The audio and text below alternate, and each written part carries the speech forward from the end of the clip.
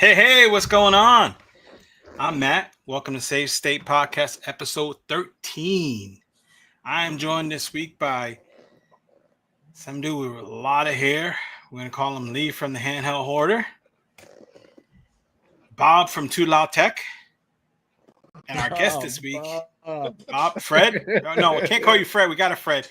Alex from Too Loud Tech. And our special guest this week is Mr. Dead Fred himself from Retro Gaming with Dead Fred. How you fellas doing this week? Good. Can't complain. Yeah. So, all right. So first off, it just started downpouring here. I don't know how it is over where you guys are, but in North Carolina, Sunny. It was beautiful today. It was just started downpouring. Is it crappy where you guys are? Very sunny. Oh, it's beautiful. Weather is finally breaking from the heat, and we're starting to get a little bit of nice, cool evenings and mornings. And I'm thankful for that because I'm ready for camping. I'm going to be shooting me some Mr. Sujano videos. Oh, yeah. Mr. Sujano videos. Yeah. We're starting to get that too. We're dropping into the 60s next week. I'm so happy. Oh, Fred's in Texas, so it's like 120 degrees all year round. Yeah. Right? Yeah. No, he was just telling us before the podcast he's got to sell all his handhelds because all the batteries just explode because it's just so hot. Mr. Punjano. That's a good one, dude. Hold on, I gotta get to my tools here. Here we go. Here we go. So what do you got? What are you guys into this week? I can tell you what I want to be into, and that's Hollow Knight. Silk Song. I want to be into that. Yeah, man. I played a little bit before we started. Are you gonna play Silk Song, Lee? I haven't played Hollow Knight, so I'd have to play Hollow Knight first. I don't know if it's a direct. You haven't sequel. played Hollow Knight? Yeah, I haven't played original. He's done. Oh my. He's done. Yeah. What's that? He's done. Well, that was Lee. And Yeah. So, is it a direct sequel or it's a prequel? It's a prequel. Okay, so I should play Silk first, then Hollow Knight. Yeah. Fred, can you answer this question correctly? Are you playing Silk Song? I have not played the new Silk Song. Okay, but you played Hollow Knight, right? Yeah, like 7, 8 years ago. It's been a while, but yeah, I played it. Oh, yeah, it's been around a while. Yeah, yeah, I played it way back when it first came out. I'm a huge Castlevania fan, and so Metroid too, any Metroidvania style gameplay for me. Take that, Lee. My attention. Lee doesn't like Metroidvanias, Fred. Oh no, man! I the Game Boy Advance Castlevania games are some of my favorites. So yeah, that's but Metroid is good. I love Metroid. I think there's too many of them, but yeah, I mean, well, I gotta put in perspective. I'm a little older than you guys, so the 10-year-old version of me. The 10-year-old version of me playing Metroid, the original Nintendo Metroid, 8 times just to see if the rumor was true. About the baby suit? Yeah, not that. But she's a girl. We didn't know that Samus was a girl at all. Yeah, dude. I remember finding that out the first time. Yeah. It's like blew our mind. And this is way back when all we had was the Nintendo. So, so I have a different point of perspective for Metroid, I guess. So, but yeah, there's a lot of them. Do you remember the Justin Bailey cheat code? No, I don't remember. Cheat code. I can't remember what it did. If you typed in Justin Bailey for the cheat code, it gave you some kind of access to her. Some teenage boy nerd stuff, but I remember that was fun. I don't want to tell you too much. We tried PG. Hey, I want to make a quick correction though. Nobody on planet Earth living today is older than Jedi. So I just want you to know. Fair enough. Oh yeah, that's good. That's good to have a fellow Metroidvania around us. It's those are a great genre, man. I really love them. Jedi really loves them. Lee is on his own on this one. He's terrible at them, like this, but I guess I'm just into the more modern stuff. I like shooters and RPGs and stuff. I don't know. Do you even speak 8-bit? No. He doesn't. I guess. So what do you got going on this week, Fred? What are you into?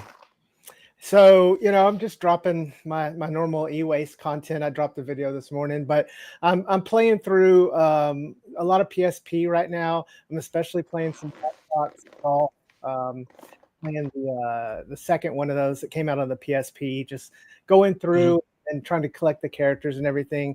I got a couple of other games that I'm kind of playing, but I'm really looking forward to finally tomorrow, after like what seems like forever, my Ioneo Pocket Ace will finally arrive. Wow. Sorry, Michaela. But yeah, it's finally going to arrive. So that seems like, there's been 10 other announcements since it. So yeah, we'll see. I don't know. I'm going to drop a video about it soon. But yeah, just lots of great stuff going on, lots of gameplay, and trying to remember that the reason that we get these handhelds is to play the games. Trying to remind myself, because sometimes I get too caught up in the custom firmware chase or the other point, and I got to remember, hey man, get back to the games. That's I think that's a struggle that we all, especially at least the four of us on this panel here. We Michael Benny, when he's around, he's always making a joke that our favorite game is the Explorer, the File Explorer. Yeah, so, I can see it. So before we start jumping into content, like, I just gotta know, how long did you have to wait for your Ace? I ordered it in, seems like June or July, whenever it first went up on Indiegogo. So I think that was a long time. Yeah, I think so. Months. And it was the model I picked. That's and I could have at any point changed, but I didn't want to do that. It's like I wanted the model I wanted, so I just waited. But yeah, that's like a long time to wait. Oh, Ioneo. I feel your pain. I went through the same thing with the Ioneo 3, and it was a long, aggravating journey. And it seems that you can always go with the lower specs and get them a lot faster. But if you want a certain mid-tier or high-tier spec, you're gonna be on the back burner. And it sucks that, I feel like, and I could be completely off here, but I feel like Ioneo has made enough money to be making these handhelds in advance. This Indiegogo thing, every single handheld is, man, it just bothers me, and I don't want to deal with it again. And I think that's what held me off of doing for sure, that's what stopped me from doing the Pocket S2, that and the lack of AMOLED. And it also stopped me from doing the Ioneo DS. And I'm thankful that it stopped me from doing the Ioneo DS, because I didn't know that Thor was right around the corner. So I am thankful for that one. It's funny you bring that up, because Fred and I literally were just talking about that before the podcast, and he said almost verbatim. He said he's just sick and tired of ordering stuff from Ioneo through Indiegogo. So that's obviously a common sentiment. Speaking of which, you guys saw that the Odin 3 is going to be Indiegogo. I feel like hold on. So with the port, it was Indiegogo, and it took forever. It did take forever to get here, because I think I ordered it on like when the Indiegogo went live, and I didn't get it till like January or something. So it was like from November to January or something that's like that. But so I guess we'll have to see how this goes, and if it's just an Indiegogo thing or what. But I'm just curious. Before we get to news, because there's a ton I want to talk about, I didn't get to ask Lee. What do you got going on this week? What are you into? Me? The only thing I got is just being a dad. Being a dad, and I haven't opened this up. That's your entire collection you haven't opened up. What in the world is that? Oh man, you keep showing me that. Stop. Man, stop. Oh, you should open that. You should open that while on stream, bro. I would love to see it. I would love to see it. If we get some free time, I'll do it. What is it? What is it for the audience? That is the Evangelion special edition super controller that Matt wants so bad, and he probably will never get. Oh, the Game Sir Apex 5, right? Yes. Yeah, I knew you were like whatever controller it was. I just know it's Evangelion. It is the Fly Digi Apex 5. So I'm a huge Fly Digi fan. I didn't get that one because of the price. Our friend of the show, Clef, I'm sorry. Yeah, Clef, from friend of the show, convinced me to get the new Game Sir Pro. And I'm really excited about that one. So I want to see when that comes in. But I ordered that. But I may eventually get that one there, because Lee is a monster and he's going to tease me with it. Well, the shout out to Clef, which we had on the podcast a couple of episodes ago. He actually got me into buying the Fly Digi. So like him talking about all these controllers, I was like, "Man, I thought I was okay with an Xbox One, but maybe I'm missing something now." So I ended up buying one.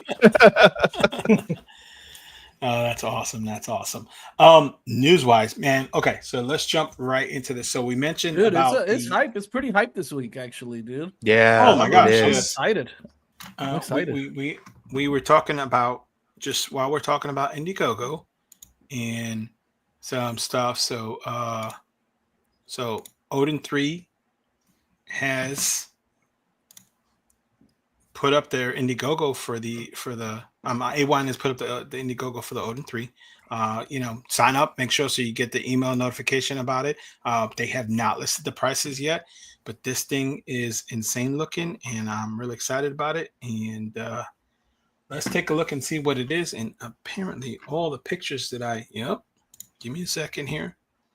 Let's take a look. What are you guys thinking about this device? How are you guys feeling about it? I mean, is everybody as excited about me? I'm well aware that I'm an AYN show. I'm aware. How are you guys feeling about this thing? So, I wish it was bulkier. I wish they went with the Odin 2 body shell design because, man, I just love holding the Odin 2. It looks bulkier than the Portal, so I'm kind of excited. Did you see what they put out this morning to kind of? Did you see the package, the accessories that you can get for this thing? They're gonna have a grip. That's one cool thing AYN is doing is they're just dishing out the accessories right at the get-go. They've done this for the Thor too, so like it's so cool.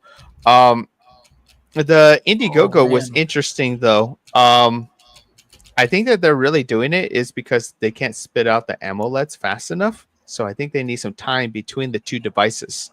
So this gives them time to dish out the Thors and then produce more screens and then dish out the Odin 3s, right? I mean, that would make logical sense.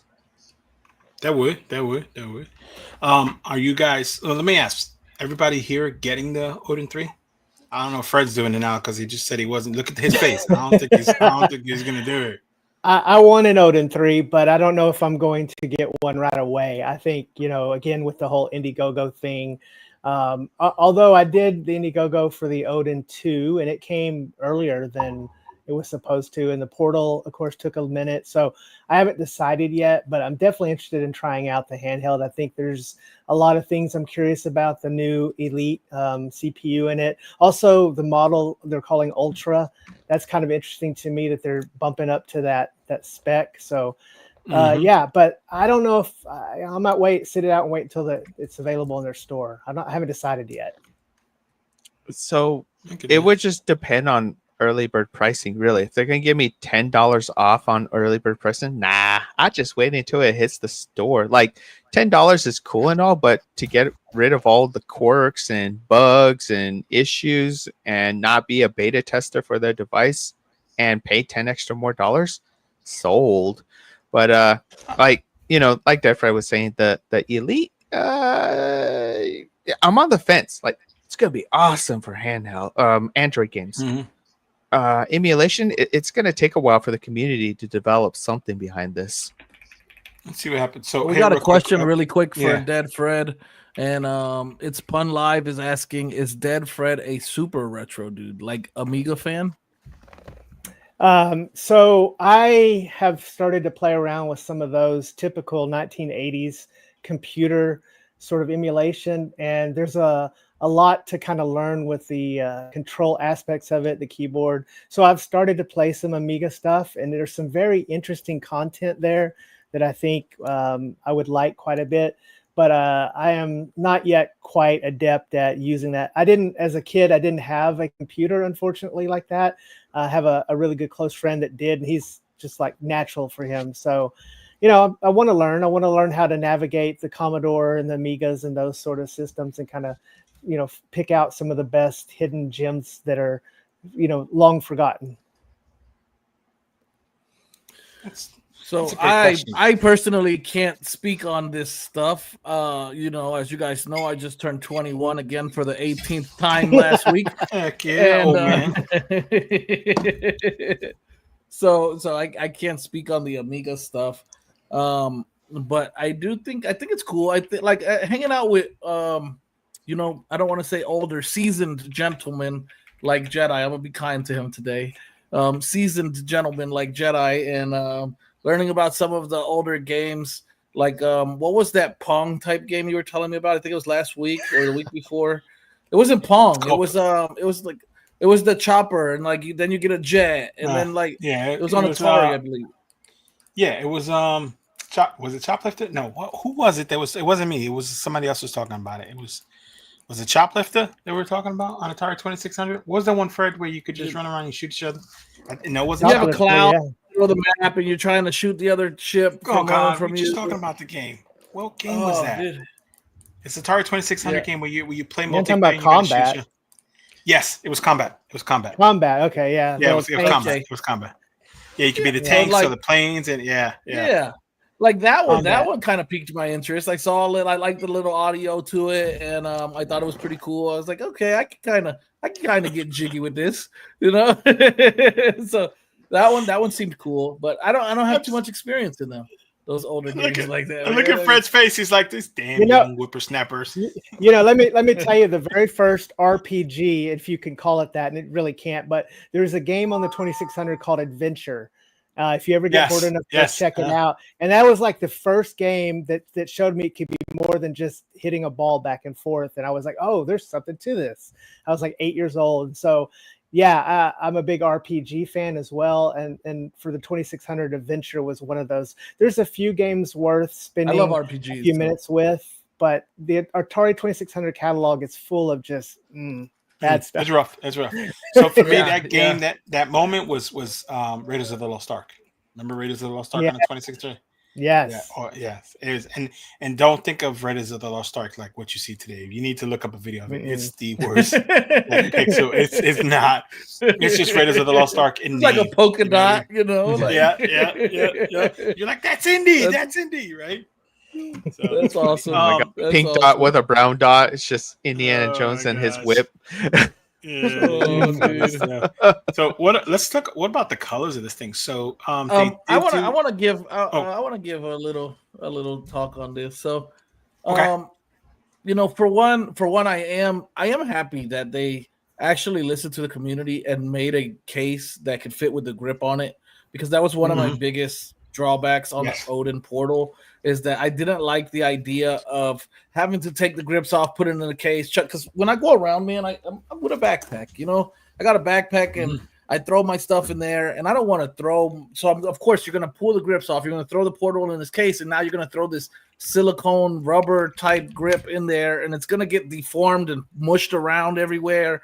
And I just didn't like that whole concept. So I'm happy that they went on ahead and did it. I mean, it's cool, but I would have much rather, I guess, like Lee said and like Russ said last week, is I'd much rather had a device that was the Odin 2's footprint, you know, like the back shell, that booty back there, that I could just have something to grip on and not need a grip to rely on for that comfort or ergonomic.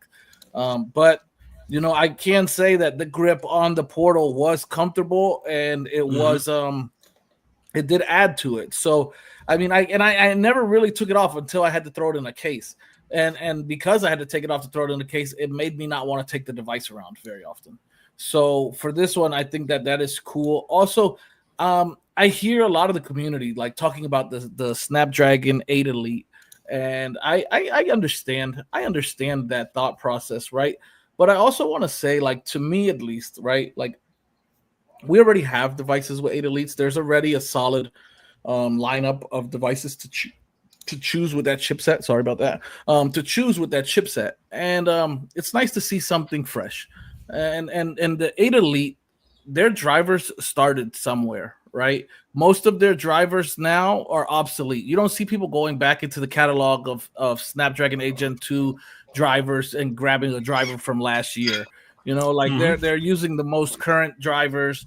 So and the 8 Elite, it's gonna do the same thing. It has to start somewhere, right? And I think it's cool. I think it's nice to see something fresh. I'm really curious. I don't know if we have price points yet. I'm really expecting it not to be in line with the stuff we're familiar with, but I kind of think as long as Neo is, I'm doing this with an air quotes here because I'm not sold that it's an 8 Elite in the Conquer Fit Elite yet, because I don't see any marketing with that yet. Even though I know the community really wants it to be, I also want it to be. But I'm not convinced that it is for sure an 8 Elite until they confirm it.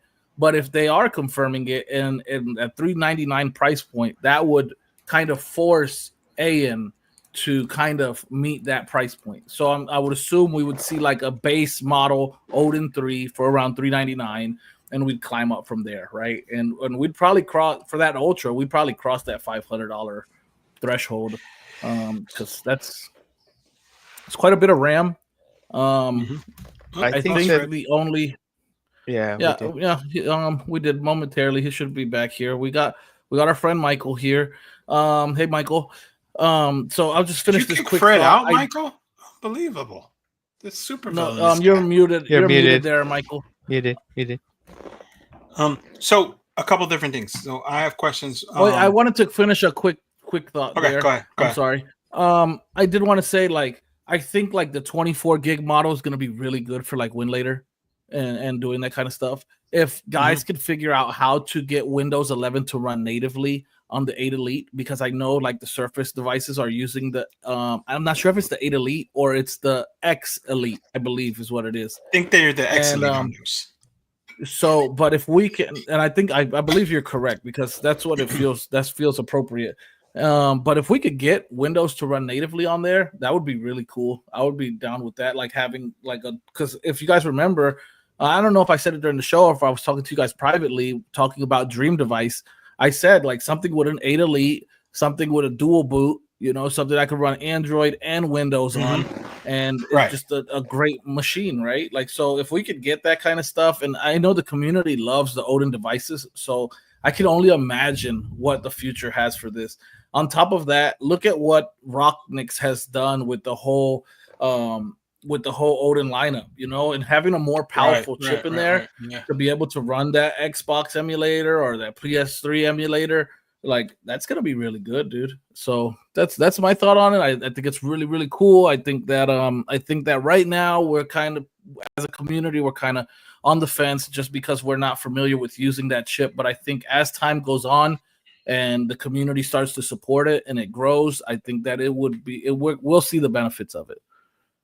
So that's my take. Mike, you're muted. Michael, you're muted. So I just saw something really fast. Probably not going to be happy for Tula, maybe even me. 650 nits. That's its brightness for an AMOLED. I did catch that just now, and I was like, let me not go into my rant about burning eyelids and retinas. But yeah, I know for an OLED, 650 nits seems kind of like meh. Like, come on, 800, 1,000, but I guess it's better than 400. That's funny you say that, because I just got a O2 Mini this week. Okay, so everybody knows I'm an AYN show. I'm so excited about the Thor and this. I actually sold my Portal, right? I'm not Fred. People aren't just sending me devices with notes saying, "Hey, you're a rock star. You're so good looking. Here, take this for free." That just doesn't happen to me, right?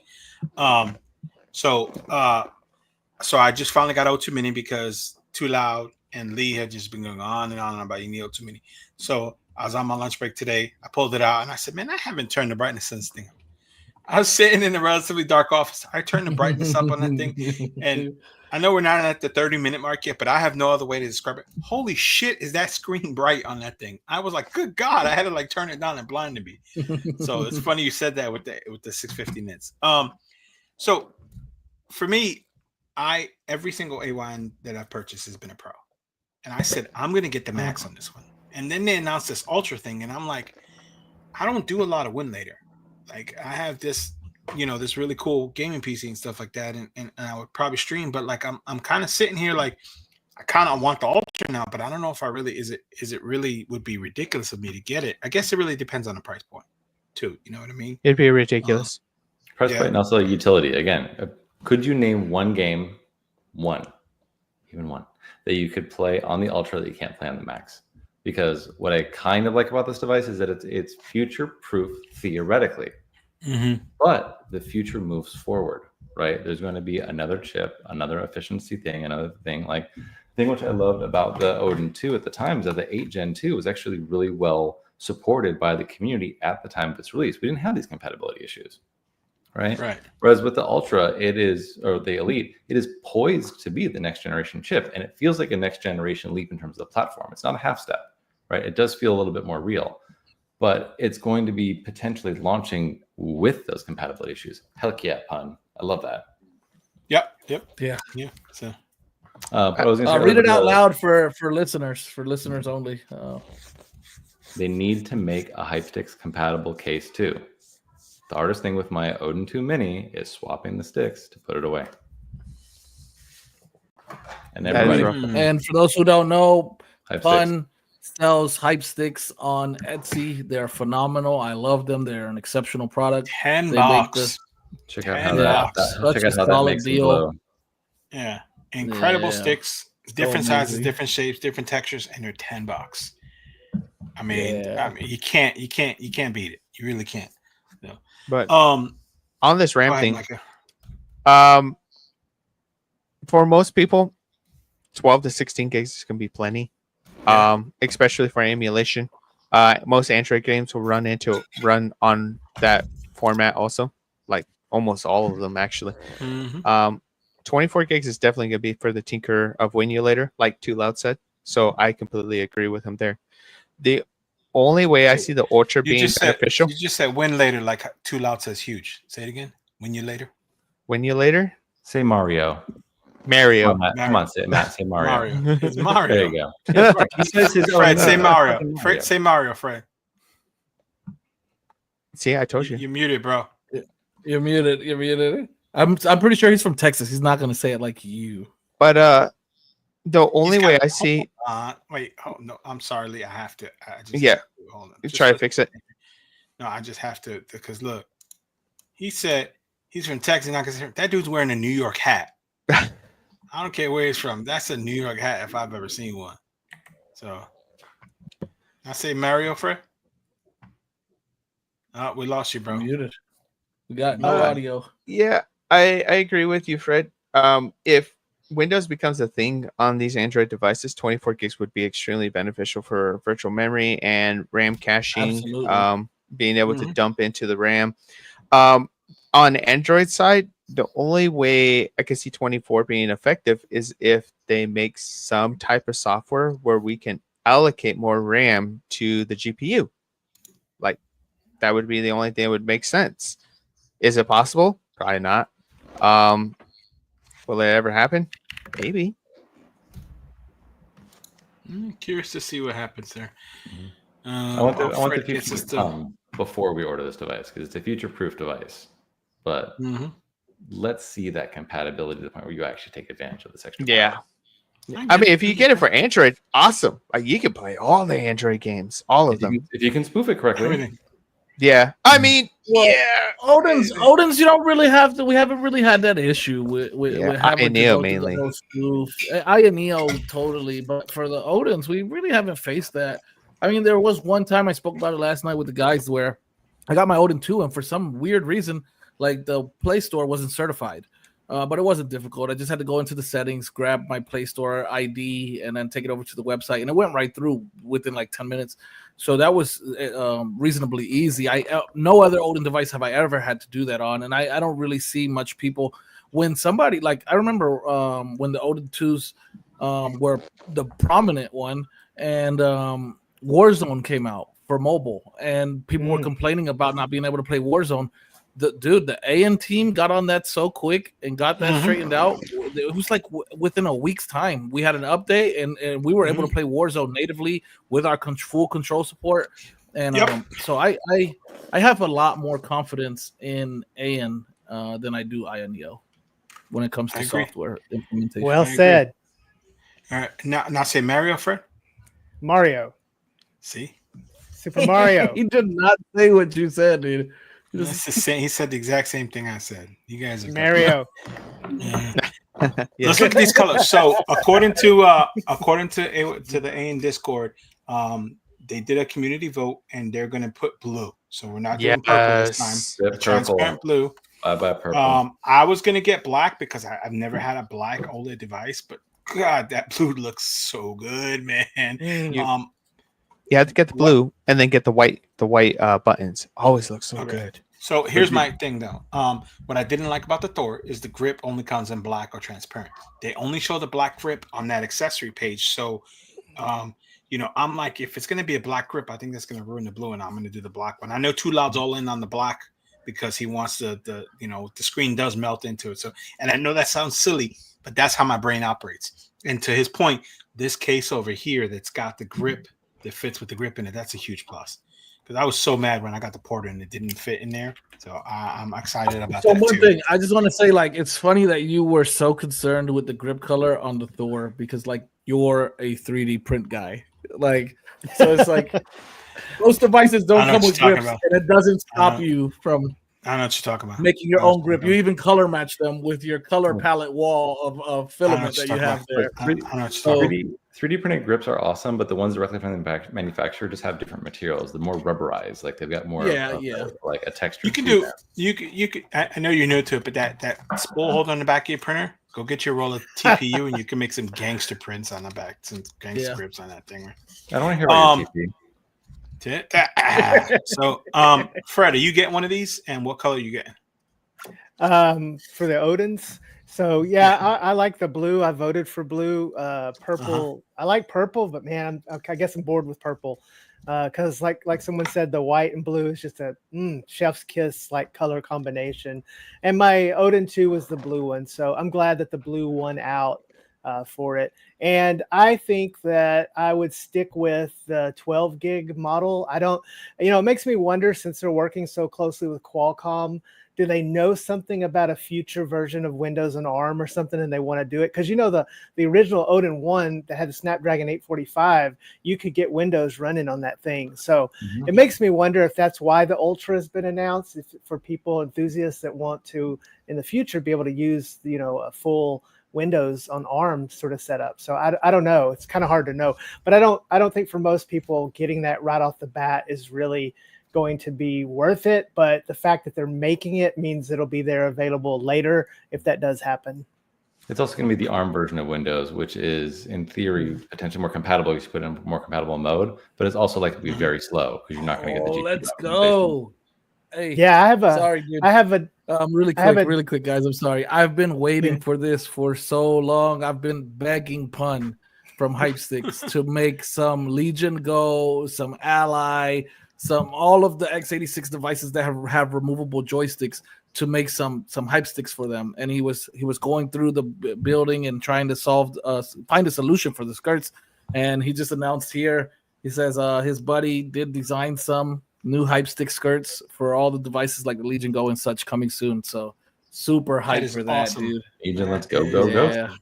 That's awesome. That's awesome. Lee, did you already say you have a color in mind for the Odin 3? Me? Yeah. Oh, I'm going to do the blue, and then I'm going to buy some white buttons. I think I'm going to go Michael, what'd you... Wesley Snipes, Passenger 57. You guys know what I'm talking about. He does just these obscure references, and I'm like, what? He's always such a movie buff, dude. Such a movie buff. So for me, right, I really wanted to get the Thor. I want to say hi to Fred, but I do have to drop, unfortunately. But I'll be on. All right. Bye, well, thanks for joining us, brother. So I wanted to get the black model on the Thor, and everybody around me was like, purple, and I was like, dude, the purple does look really sick, and I am a fan of atomic purple, so I did go ahead and back out of the black and ordered the purple Thor 3, the Thor, and but on this one I gotta go black, dude. I didn't vote on the purple versus blue because I'm impartial. I didn't really have. I didn't feel like I should weigh in on that color option if I have no intention on ordering a transparent device anyway. I felt like that's unfair to the community, so I didn't vote. And I think they both look really nice. My issue is that with devices like the Odin. So a friend of mine, Javi from Play Retro, had the blue Odin 2 Pro, and I didn't like how much the RGB comes through the transparent shell. I really I didn't use mine like on my so, purple Odin 2 because of that, because the RGB was just too much. It shined. I play these things in it bed, wasn't an right? And I accent. think just blast you in your face, right? So Right. I don't. I'm not a fan of that. I do really like the black, so I'm probably gonna go the black. The white looks gorgeous, though. I will The say Skittles that. white, Like it it does is look super so cool. clear. No, I didn't say Skittles anything. I'm never No, gonna I say like the Skittles. Skittles You'll white. never. I like the Skittles Oh, white. okay. You would never hear me mention Skittles. I'm not a fan. It's not American. Bro, this is I'm podcast. sorry. This is I'm sorry for podcast my 13. How do you non-American, not know this yet? dude. So, No, dude. look at there you go. I am so. Wait, let me see that. I Is am that so the silver USA, one? bro. Like.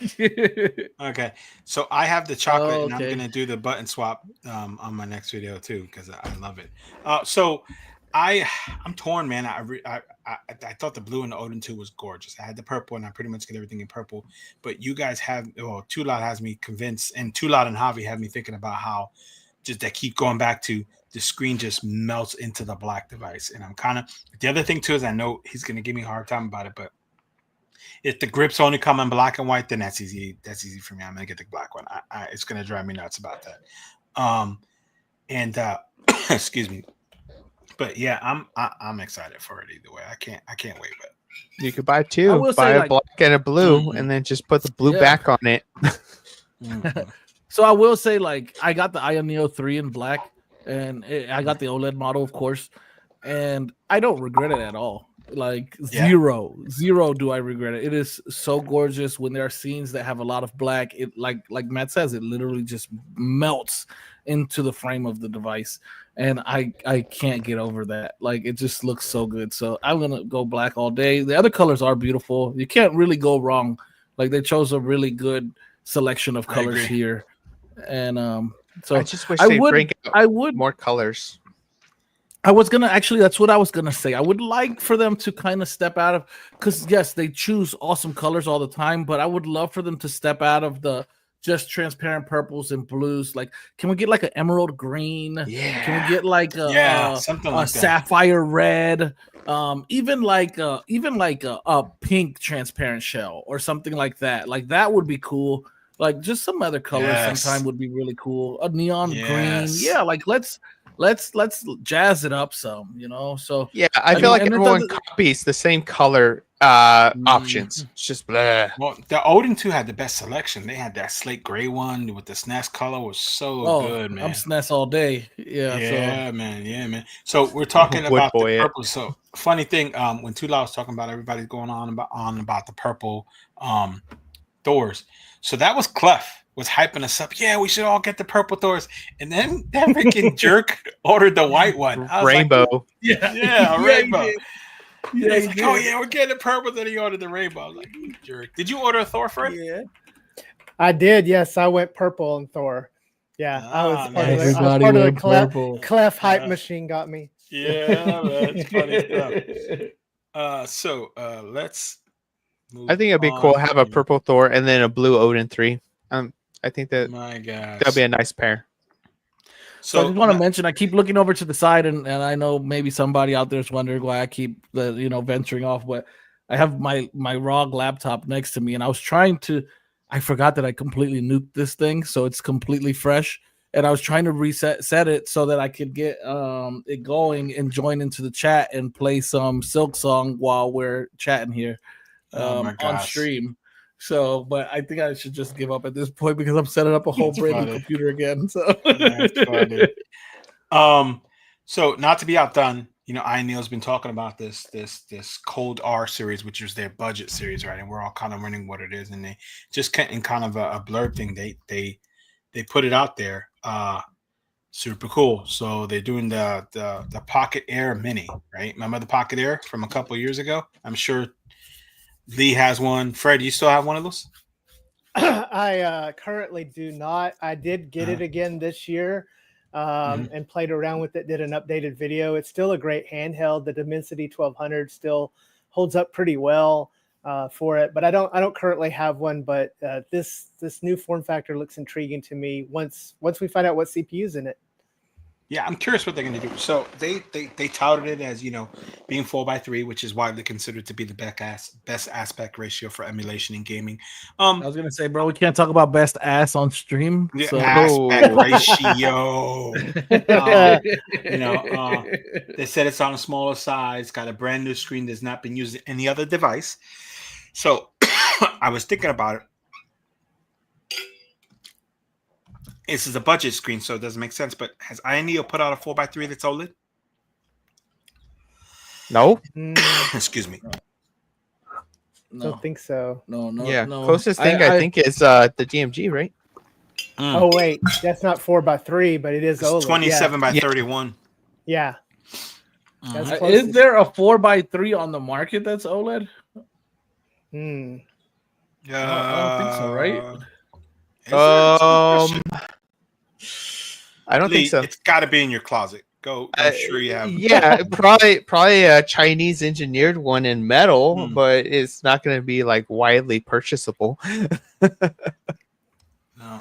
Well, they said they're going to release the marketing materials sometime this month in September for it. So I'm curious. They said it's the first device in the Code R line. So a lot of speculation is coming out from that. The first thing everybody's like, oh, well, the next one's going to be a vertical. I want to see what this is. I want to see what chipset. I would not be mad at all if they did use another Dimensity 1200 and they just shrink down the air to a. Yeah, I mean, for the use case. Yeah. D-pad on top. As long as the price point comes in good. Yes.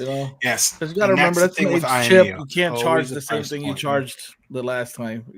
Yeah. It's always the same I just hope they use super clean and neat, and I love the D-pad and the whole design. It looks just like the Pocket Air now. Let's see if I can show them. I just hope it doesn't look like it'll show up on my camera, but I hope they use different plastic than this one because the screws right here, they just crack all the way up to the screen. Like I used this for like 3 hours and it's been in my closet, and I just open it up and look at 2 cracks for both of the screws on the bottom. So annoying. Jesus, so it's not even from you like opening it or doing anything. Nothing. It's just it's just crazy. Sitting there, and it's a common thing with the Neos, especially for the Airs. Like I don't know what plastic they use. It's garbage. So Neo, use different plastic. Yours sucks. So I know Jedi's feeling the layout on this thing and everything, but my and I know also that it's targeting retro gaming. But I just knowing that it's an Android device, wish that the left joystick was up top. Other than that, it looks awesome. It does. It looks like an awesome device. So I'm going to say something here. If it ends up with a G99, if they use the same CPU that they did in the Pocket Micro, which I hope they don't. I didn't think about that. Don't do it, Arthur. Gosh. Arthur, if you're listening, don't do it. But if they do, forget it. Get a unicorn. Stick up top, ZPG, and it's unless this new screen is somehow way more better. The unicorn has the 3127 Pocket Classic DMG screen, so it's not 4.3, but I just don't see it. So I'm hoping it's not a G99. I do think there's a good case that because they partner with Qualcomm, that it could be the one that's in the Retro Pocket Classic. The G1 Gen 2, it could be that one maybe that has not a very good GPU. So I don't know. I'm hoping that they surprise us. I'm not sure. I think I would rather them stay at under 150, but I don't want the G99. So we'll see what they announce. It could be that when they announced those new chips that Snapdragon had, they had the mid-level chip that nobody's used yet. What was it, the G2 Gen 1 or something? It was. Maybe it could be something cool like that. I'm curious. Along those lines, you said 2 things that triggered something for me. One, Lee was talking about the plastic, and while we're talking about the plastic, I want to move to something else that's plastic. Okay. That is. Get your mind out the gutter, Lee.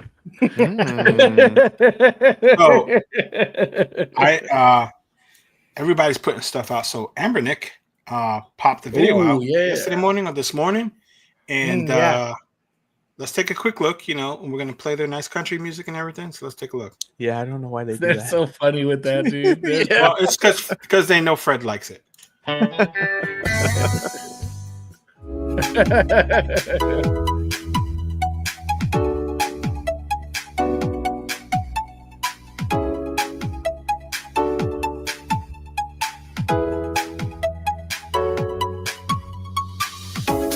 Need some buzzers. So the first thing I want to say is like, Handheld Hoarder gave this an X already. Like the guy who literally hoards everything. So yeah, I just need some buzzers. It's like, tell us why. I need to know why. I have feelings about this, and they're strong. And go ahead, tell us why.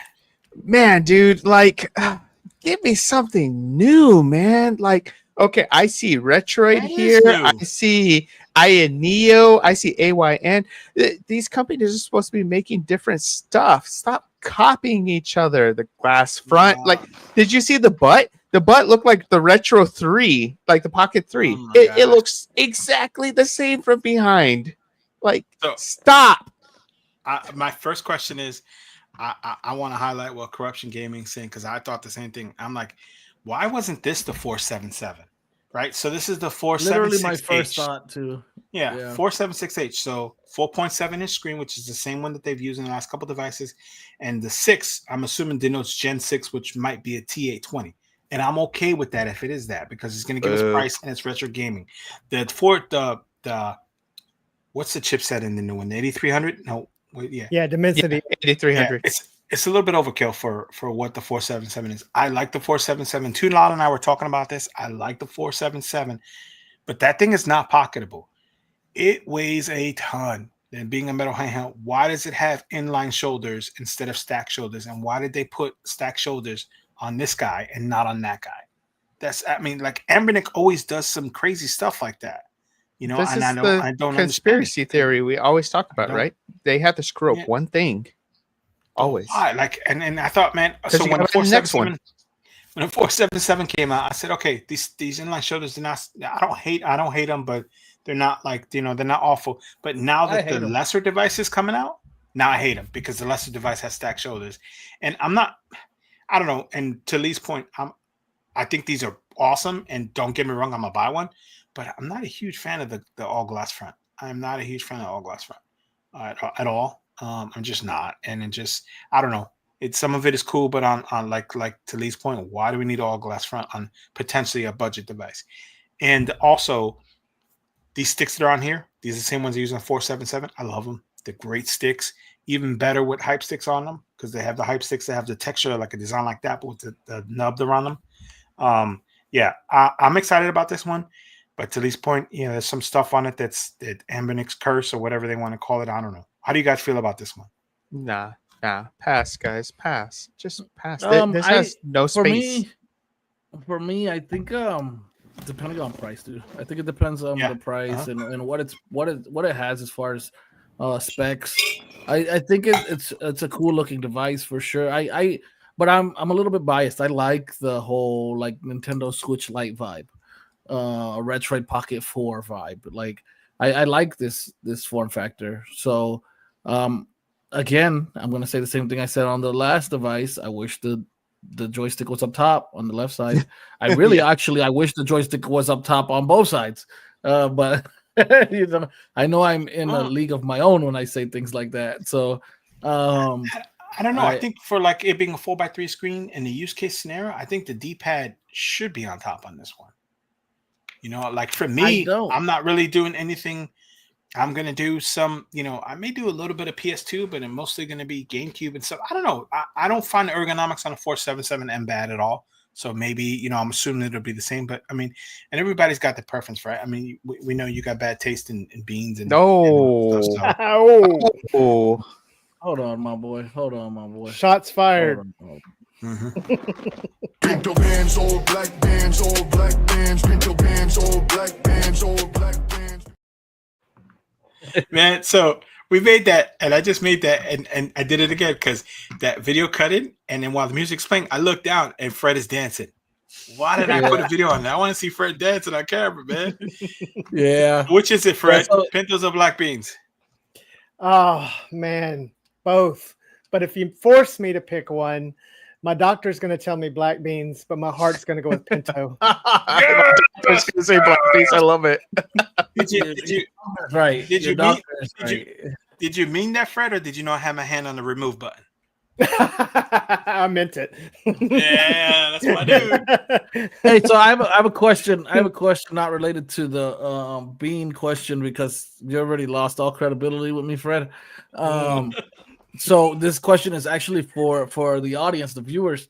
Do you guys prefer that when we have a transition or a question like that it has a video to it, or would you like it just to be music and you could see the people in the background? Because that's something that we go back and forth about. If any of you guys have a preference, just let us know because we're always looking for new ideas. We also have an idea.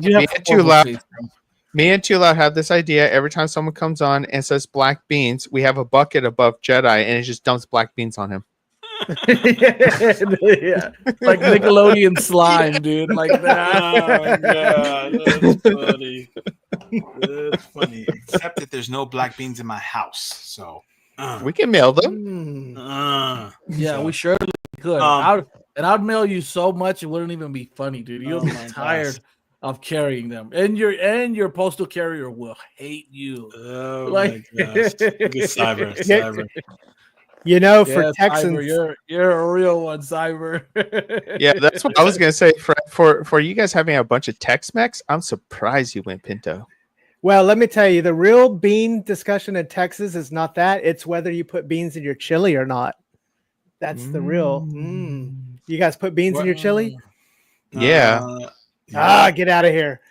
That's the Texas thing. I like it both. I like it both ways. But I'm from the Caribbean. I love beans, so I'm not gonna. Yeah, we do. Turn down beans. We put beans in. Yeah, we put beans in everything. Even as much crap as I give Jedi with the pinto beans because they do honestly suck way more than black beans. There are some dishes with pinto beans that I can digest. I will allow them digest. He says. You can't ask Jedi about chili because the only chili he eats is from Wendy's, and he don't got a choice. Oh my god! That's not chili.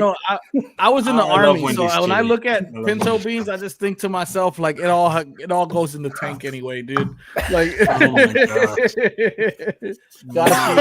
gosh! You guys are insane. All right, so with the 477 or the 476H, so handheld orders not you heard. Look at the boss has spoken.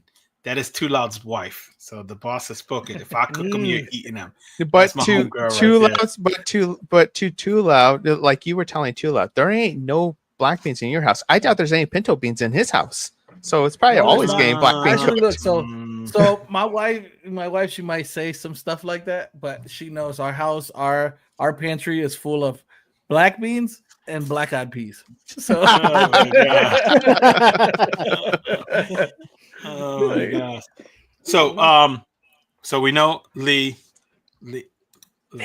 she's blowing the spot up. Spot up. We gotta have Shay on the show, man. We gotta have Shay on the show, man. So we know handheld hoarders a no for the 476H. Yeah, let me. Pinto beans. There you go. You know what, guys? Pinto beans. Let me. Let me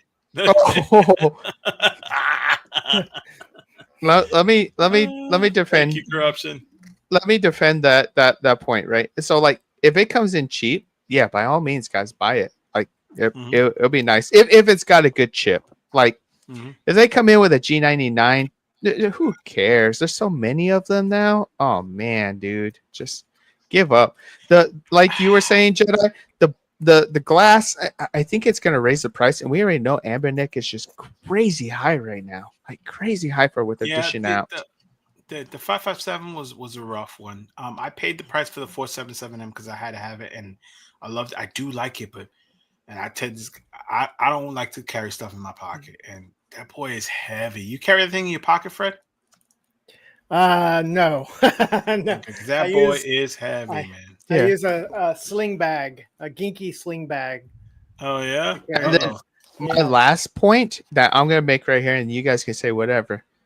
Stop choosing these colors. I'm tired of them. Stop with the DMG. Stop with the Game Boy and the black. Give me something new, Anbernic. I actually, so I think honestly, I love these I'll colors. differ from. I mean, for the rest of the for black, you gotta have black. It's a staple. Well, yeah. Okay, I'll give them that's black. That's one. The DMG, and man, hey, Tech Dweeb, I love you, bro. Like, I am one of your biggest fans, Say bro. it, Chula. So Say what it. I'm about to say, please don't disassociate with me. But I hate DMG. Like, I do. I hate it. I hate it. And and the GameCube. Actually, look, if you're not gonna go all the way with the GameCube, then just don't do it.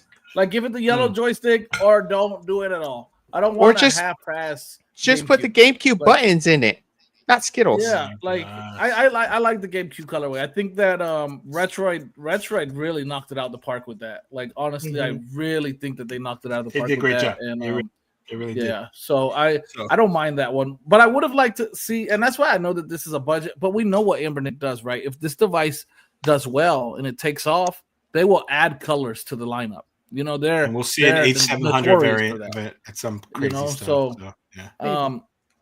Honestly, I think I don't mind it. I think that it's a cool device. I think that as long as the screen is nice, it has a nice resolution. I'd probably pick one up depending on price. Really, that's all it depends on for me is price. Okay. And so because I have way too much stuff other than this. I just want to see their transparency. Bring your guys' transparency. They're great. Yeah. Some of them are gorgeous. Yeah. So Fred said his guess is $150. Is it worth it for $150? Depends on the What's chip. The chipset. Yeah. Say it's a T820, which is my guess. 150. That's good. Okay. So Corruption Gaming is saying his guess is $180. Is it worth it then? No. If it's a T820, no. Is it OLED? No, it's not gonna be OLED. That screen is beautiful. It's the but TP screen. It's gonna be the one in the slide. Yeah, the LTS IP. Yeah. So right. So at 180, you're $5 more than the 556, my beloved 556, which had lower and the T820, right? Fred, I don't know if you know. And OLED 556, right? So I 180 is gonna be tough swallow for me. I don't know if I can handle that one. And you guys are gonna hate me, but I'm all in on the Indigo on this one, and I'm gonna get it. And depending on the price, I would go if it's not an OLED. I'm going Indigo too. And to be fair, if the price point is something crazy like that, I'll pick it up secondhand. I'm not in a rush. Yep. So Lee, T820, $150. You doing it? I'm probably not gonna do it, even if it is $150 for T820 because there's nowhere for it in the library, bro. I already have a bunch of their T820s. You cannot say that. You have the weirdest, oddest, most janky stuff. You cannot say there's no room. But it's not weird. It's not weird. It's just a candy bar. You can say this. Hey, really quick. That's a good point from Cyber. It's like it's literally just a copy of the 477M, so it's probably going to be everything the same as the 477M. Yes, Cyber, and that's not the metal shell. Why wasn't this the 477M? Why didn't the 477M have the stacked shoulders and come in plastic?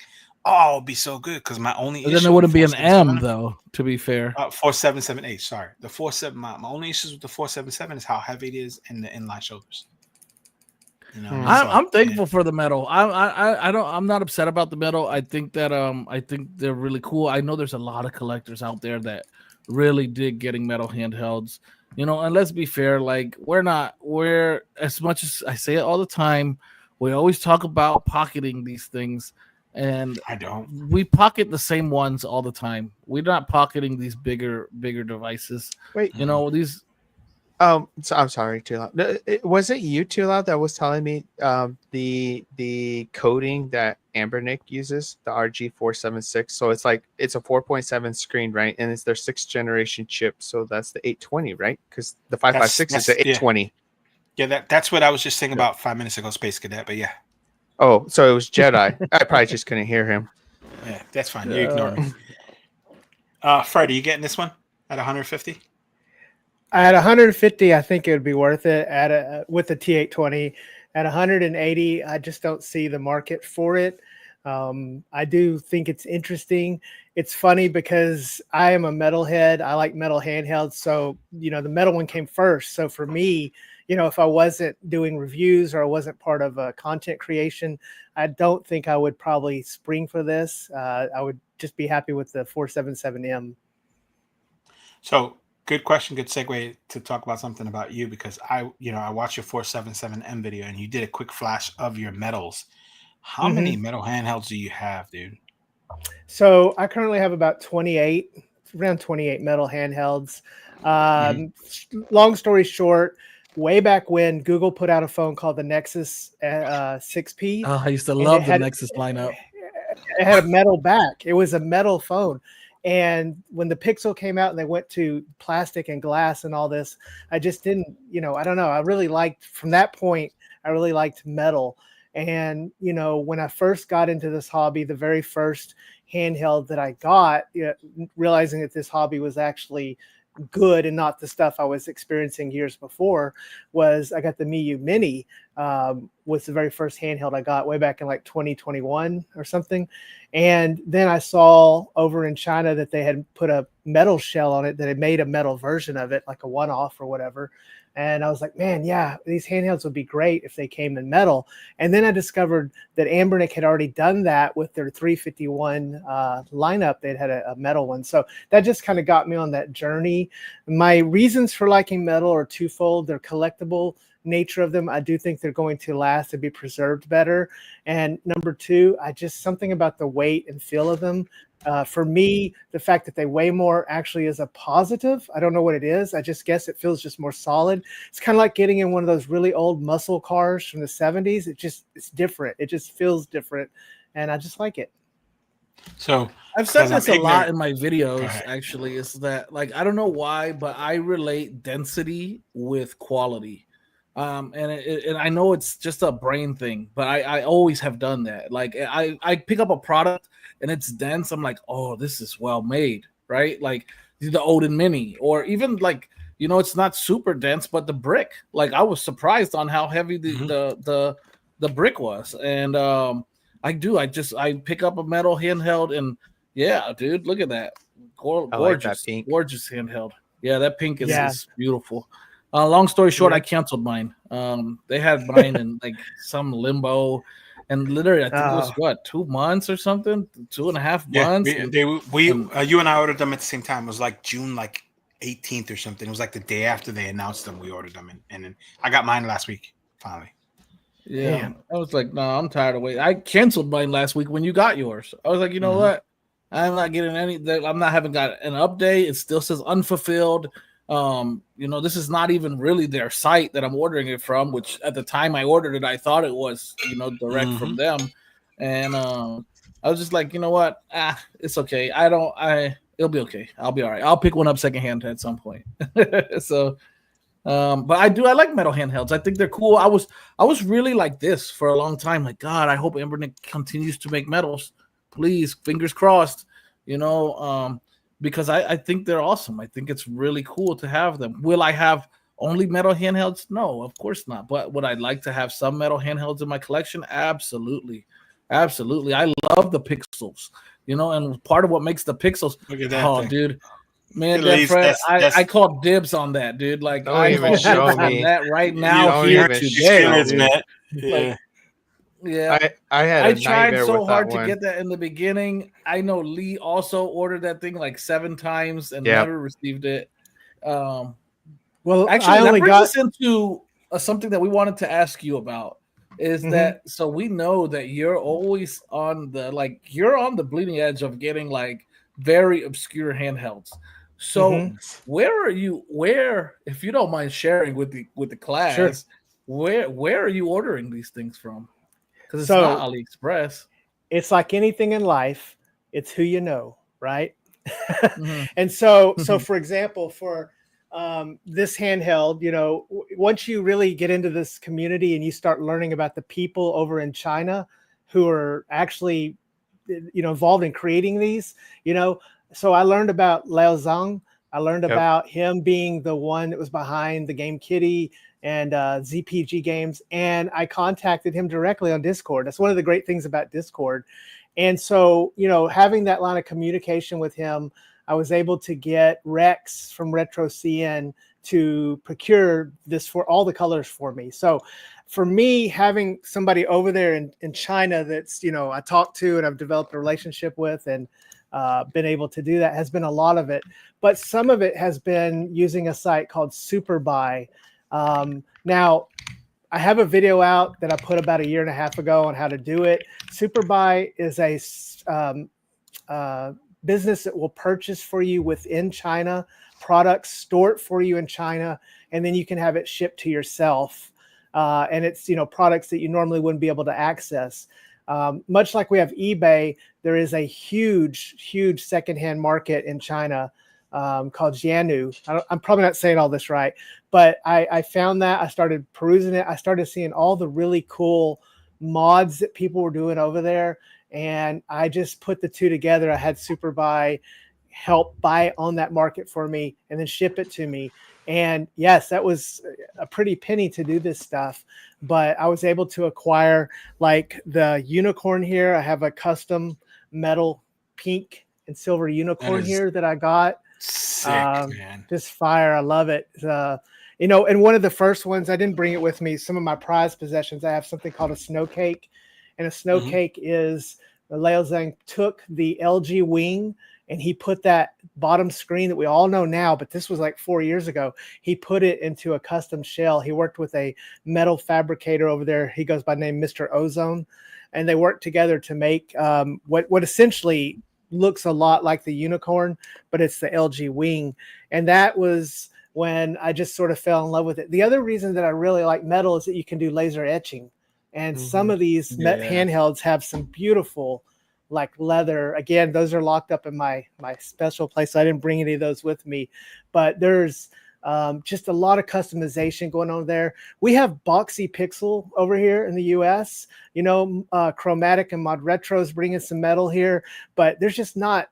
I wish there was more of a community over here like they have in China, because they do some really crazy stuff. We see the 1X Sugar, and as a mass market product, I understand why that's having the problem it is. But for like unique weirdness, it was a great thing, So hopefully, did you pick one up?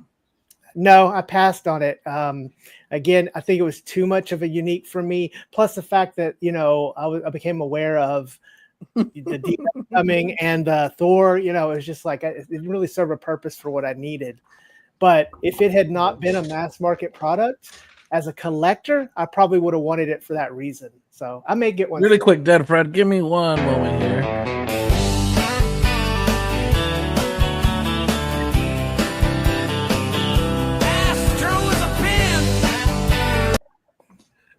Everybody Astro just joined. So couple things, Fred. I'm having a hard time with you saying a handheld was too weird for you. You said that, and that kind of threw me for a loop. I watched your videos, man. Some of the stuff you come out with is off the wall, dude. Yes. And so that's right. And Handheld Hoarder Lee got 1X Sugar. I think he's one of the only 4 people that actually ordered one. So I'm he did. Of course you did. Order one. Of course he did. Yeah. It is kind of strange. I agree with Jedi to hear you say that one's too obscure for me. Because, man. Yeah. We watch your content and we see the stuff that you gather, and I didn't feel there was. I felt the weirder the better. And I'm thinking. I'm just imagining Fred with that AliExpress that's got the LEDs on it. Oh yeah, the LEDs. And he said something's too weird for him. I'm tripping out about that, man. I don't know. Maybe I need some hands-on with it, but that's just the honest feeling I have with it. It's just beyond. I don't know. Beautiful. It just doesn't work for me. I don't know why. The green is insane, dude. I didn't know. Yeah, that's the snow cake he was talking about. Yeah, you do. Yeah, does it got the Zelda on the back? Yeah, it does, but I got the TPU on it. Oh, you can see it. Yeah. Oh my god. Yeah. Awesome. See, all that laser etching is so gorgeous. Yeah. And that's, to me, that's just worth more collectability than anything, because those are they used to be numbered. I don't know if the later batches were numbered, but I have number 10. I have the 10th one he ever made. So nice. I wish I had number 1. So but I do have number 10. Just scratch out the 0. There we go. So is it safe to say that the Snow Cake is your favorite metal handheld, or what's your it's I don't know if favorite's the right word. It's the most sentimental, It was the first one that really got me into this. It's just, the story of, because again, if you think about it, I guess I always like the little guy, and we see Anbernic, a big company, really Mac Joe. I don't know the logistics of who owns what, but he was definitely instrumental. And now, Anbernic's this huge company, but to see Liao Zhang, bring out the unicorn, and then Anbernic, puts out the cube right before it, and it just kind of killed all the enthusiasm for the unicorn. So yeah, there's a lot of sentimentality for the snow cake for me. I think it's a great one. I've got one metal handheld I haven't been able to acquire. I have something called a hot dog, which is an HTC router type thing that they turned into a handheld. It's got a Snapdragon 855, so pretty decent. But I would like to get a metal version of that one. Probably I don't know. I hate, my all-time favorite is probably still going to be the Pixel 2, just because it's so portable. It is pocketable. You drop this thing, it's probably okay. It could have dents, but I got a little TPU case on it. And I think that actually started as Dead Fred's. Probably, yeah. Yeah, he's like, that looks familiar. That looks familiar. Yeah, I call it the. It's funny how handhelds get around in this community, dude. Like, yeah, it's they sure do. They sure do. It's good though, because it gives them, they have a new life. It's like they don't just get chucked out, and like they continue on and they make somebody else happy. I am really jelly of that colorway on that Pixel 2. It's so gorgeous. Yeah, Pixel. Yeah. I don't say it a lot, but Pixels, since the Pixel 1, they have been my carry all the time devices. My Pixel 2 lives in my truck, and they're awesome. Like I think they get a lot of flack, but honestly, if you're not wanting to tinker and you just want to get on something and just play something in a pinch, like they're great. And like for me, I'm always like possibly carrying a toddler or a burger. So to have one hand free is awesome, man. Like I really enjoy that handheld a lot. Did you say toddler or a burger? Yeah, duh. Yeah. Or taco, or like it could be anything edible, bro. Like I ain't gonna lie. Since I'm a space cadet, favorite burger topping. Fred, go. Oh, favorite like place or whatever, or burger topping. Topping. Oh, jalapenos. Too low. So I gotta be extra because that's just me. I prefer the burger topping to be inside the burger. Yes. I'm going with favorite. Like what? Again, we just did that. It came out really good. Yeah, like stuffed burgers. I forgot what you call them. What do you call them? Juicy Lucy's. Juicy Lucy's. Juicy Lucy's. Yeah. That's a Minnesota thing. I don't know if that's what they call them. I actually ate this burger one time, and it just became my favorite after that. And you said topping, but I'm going to say toppings because it came with 2 ingredients inside that seemed really strange. And when I first looked at it, it was the only reason I ordered it. But it was a peanut butter and jalapeno stuffed burger. Mm-hmm. And the first time I saw it, I was like, this is so weird, but I have to try it. I tried it, and it was exceptional. It was so good, and it was spicy and savory, and the flavors just feng shuied really well and super delicious, dude. Super good.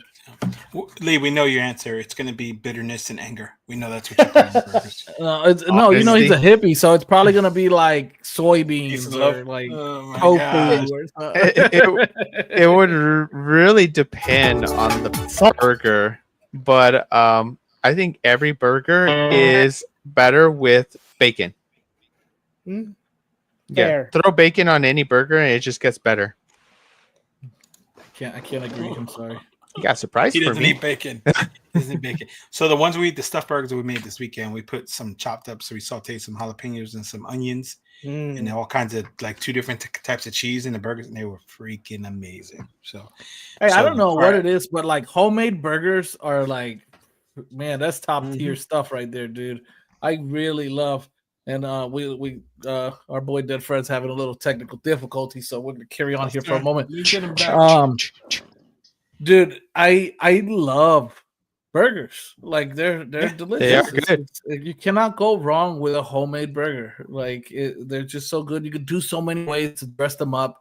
So many different bread options, and man, I really love them. Actually, so here's a question, just playing off of your burger question. And I know, guys, we're not talking about tech, but we'll be right back after this burger segment.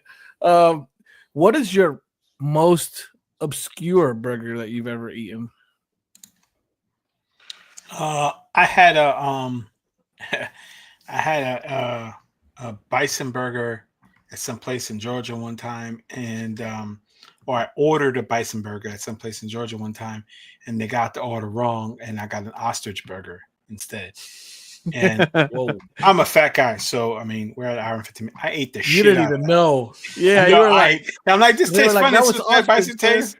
And the dude came back. He's like, "Yo, we screwed up. That was ostrich." I'm like, "Yep, that's cool. Put enough hot sauce on and ketchup. It was good."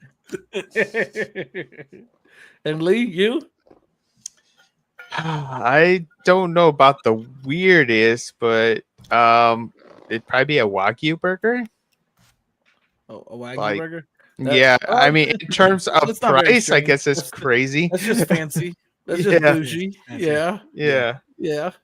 Oh man, I should have brought my Wagyu jerky with me here tonight, so you guys could have watched me eat some Wagyu jerky. I got to thank my boy Lee and his brother. They sent me some Wagyu jerky for my birthday, and it was so good, dude. I love jerky. So, then Fred, what's the most obscure or strange burger that you've eaten?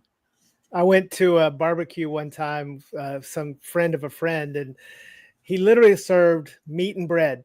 There were no veggies, no cheese, no sauce or nothing. And I was like, this is not a hamburger. So he's from, guys, don't forget, Fred is from Texas. That is burger, like, dude.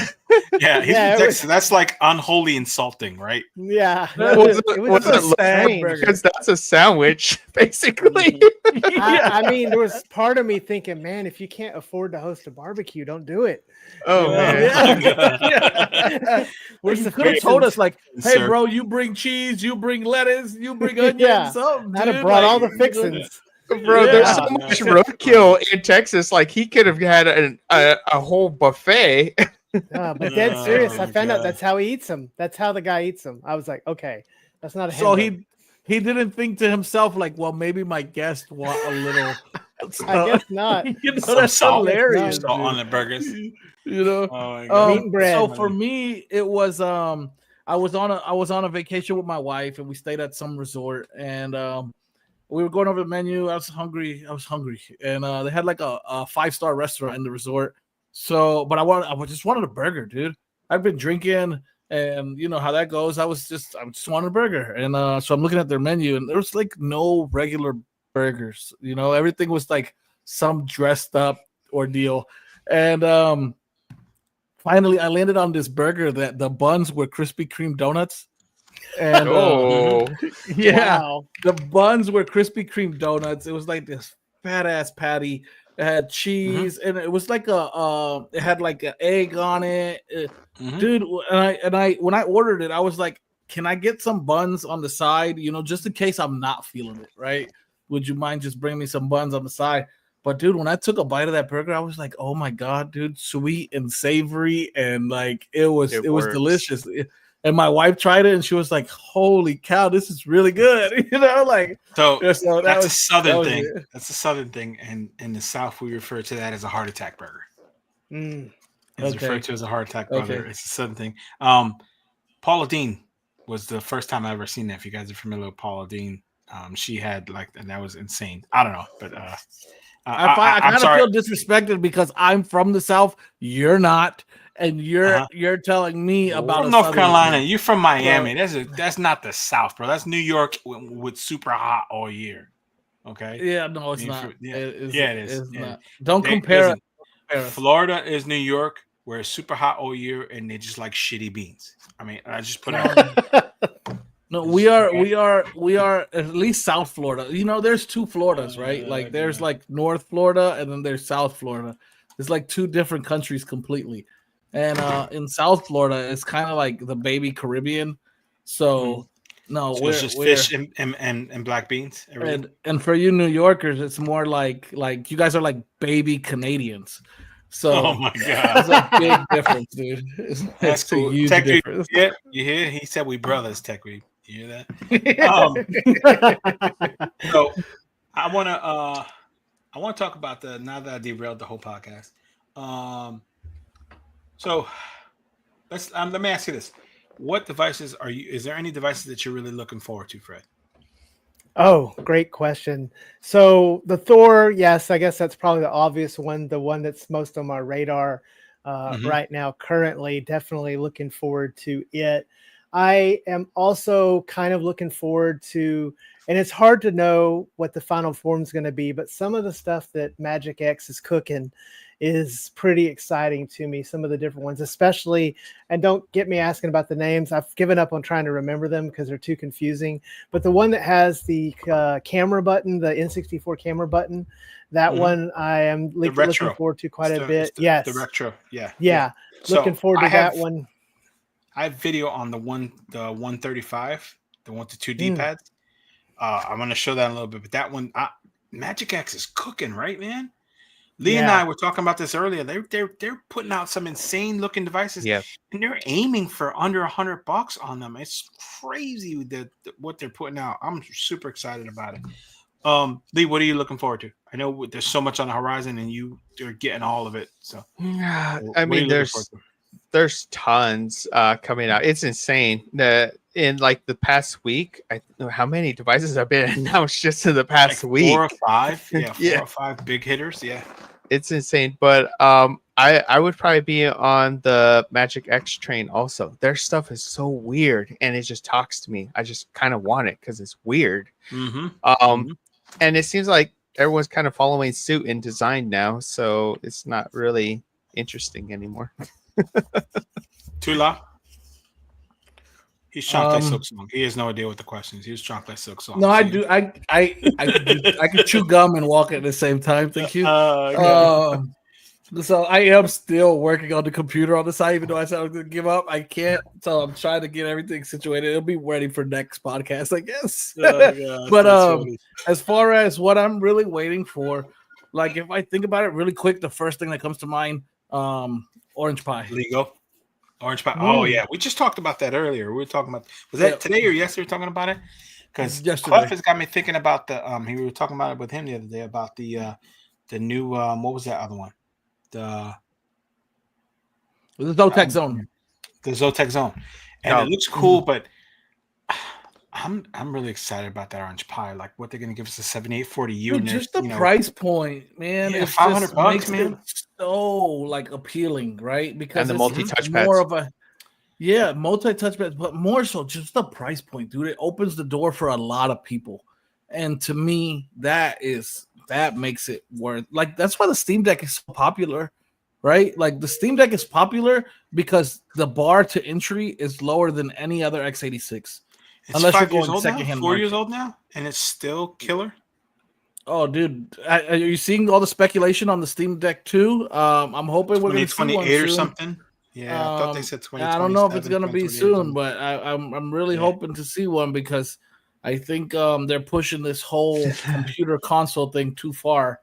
It's definitely not. You can't treat it like a console. PC space moves so fast. And you have to keep up. Like I could see, honestly, like I think 3 years. 3 years is pushing it. Like 3 years and on to the next one. The chip is so far behind. I think I want to hold off on that because that kind of plays into the question of the day. But back to what we were talking about. We all, if you live in the U.S., you know about the ending of the de minimis exception and how it's impacting the hobby. For Fred specifically, because if you guys watch Fred's content, and most all of us do, the guy is. I mean, he talked about it earlier. He's got some of the wildest and craziest stuff that comes in. How is this exception ending? How is that impacting you? Are you changing your plans on? What you're going to order and what you're going to get, because I mean, you got a good amount of people and people know you do get stuff to test out, but you pay for the majority of what you're reviewing, right? Like most, like the rest of us, right? So how is this impacting you? Have you thought about it? I mean, what's your thoughts on it? Yeah, absolutely. Uh-oh. Perfect. Okay. Well, That for a was a moment good one. here, What about you guys? For a moment here, I want to touch on the Skulls playlist. Hey, Skulls. He says I want to do more for the money than just play what I got in Steam, and that's just me. I agree. I can say like for the most part, the guys on this panel, like we totally agree with you. That's why we're all Windows x86 guys. When it comes to x86, we all use Windows. Me and Matt, not really Lee. Me and Matt do tinker about in messing with SteamOS and Batacira. I mean, not Batacira, Bazite, but man, Windows is the way. Like, so we totally agree with you, Skulls. I mean, and we know that there's workarounds to get into those other libraries, but who wants to do all that? You know, sometimes we just want to play. But go ahead, Dead Fred. We were just touching on a viewer's question or comment while you were gone. Absolutely. And so the de minimis, ended technically for products from China back in May. And so I had thought a lot about this. I'd even put out there that I'd even warned viewers that my content could change. But from May on, I've really been able to source and get a lot of the things in the same way without really any difficulty or any price increase for it. However, now that it's gone away for every country as of last week, I'm still not sure how this is going to play out or affect things. My Pocket Ace, for instance, this is the reason I'm really like not on board with using Indiegogo. My Pocket Ace is going to arrive tomorrow, and it got through before that deadline. But what if it was still not here yet? Would I be slapped with a big import fee? Not to my fault, something I ordered months ago because it just now gets here. And in fact, I remembered I have an order for the Superstation 1, the FPGA console from Taki, and I bought, I paid for that way back in January, and I'm thinking, man, what's going to, it's not here. What's going to happen if this tariff thing just gets even more intense?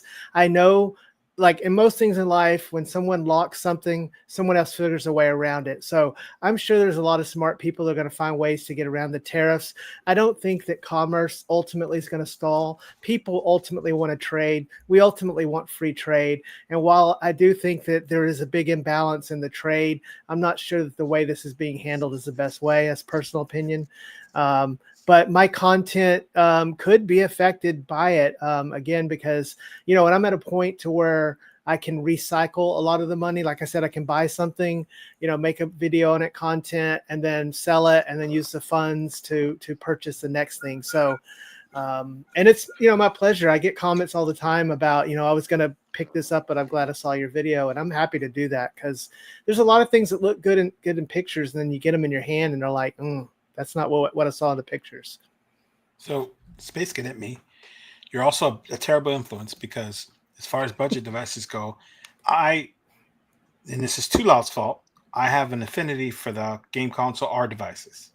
And one of the ones that you reviewed that I don't have is the R50S.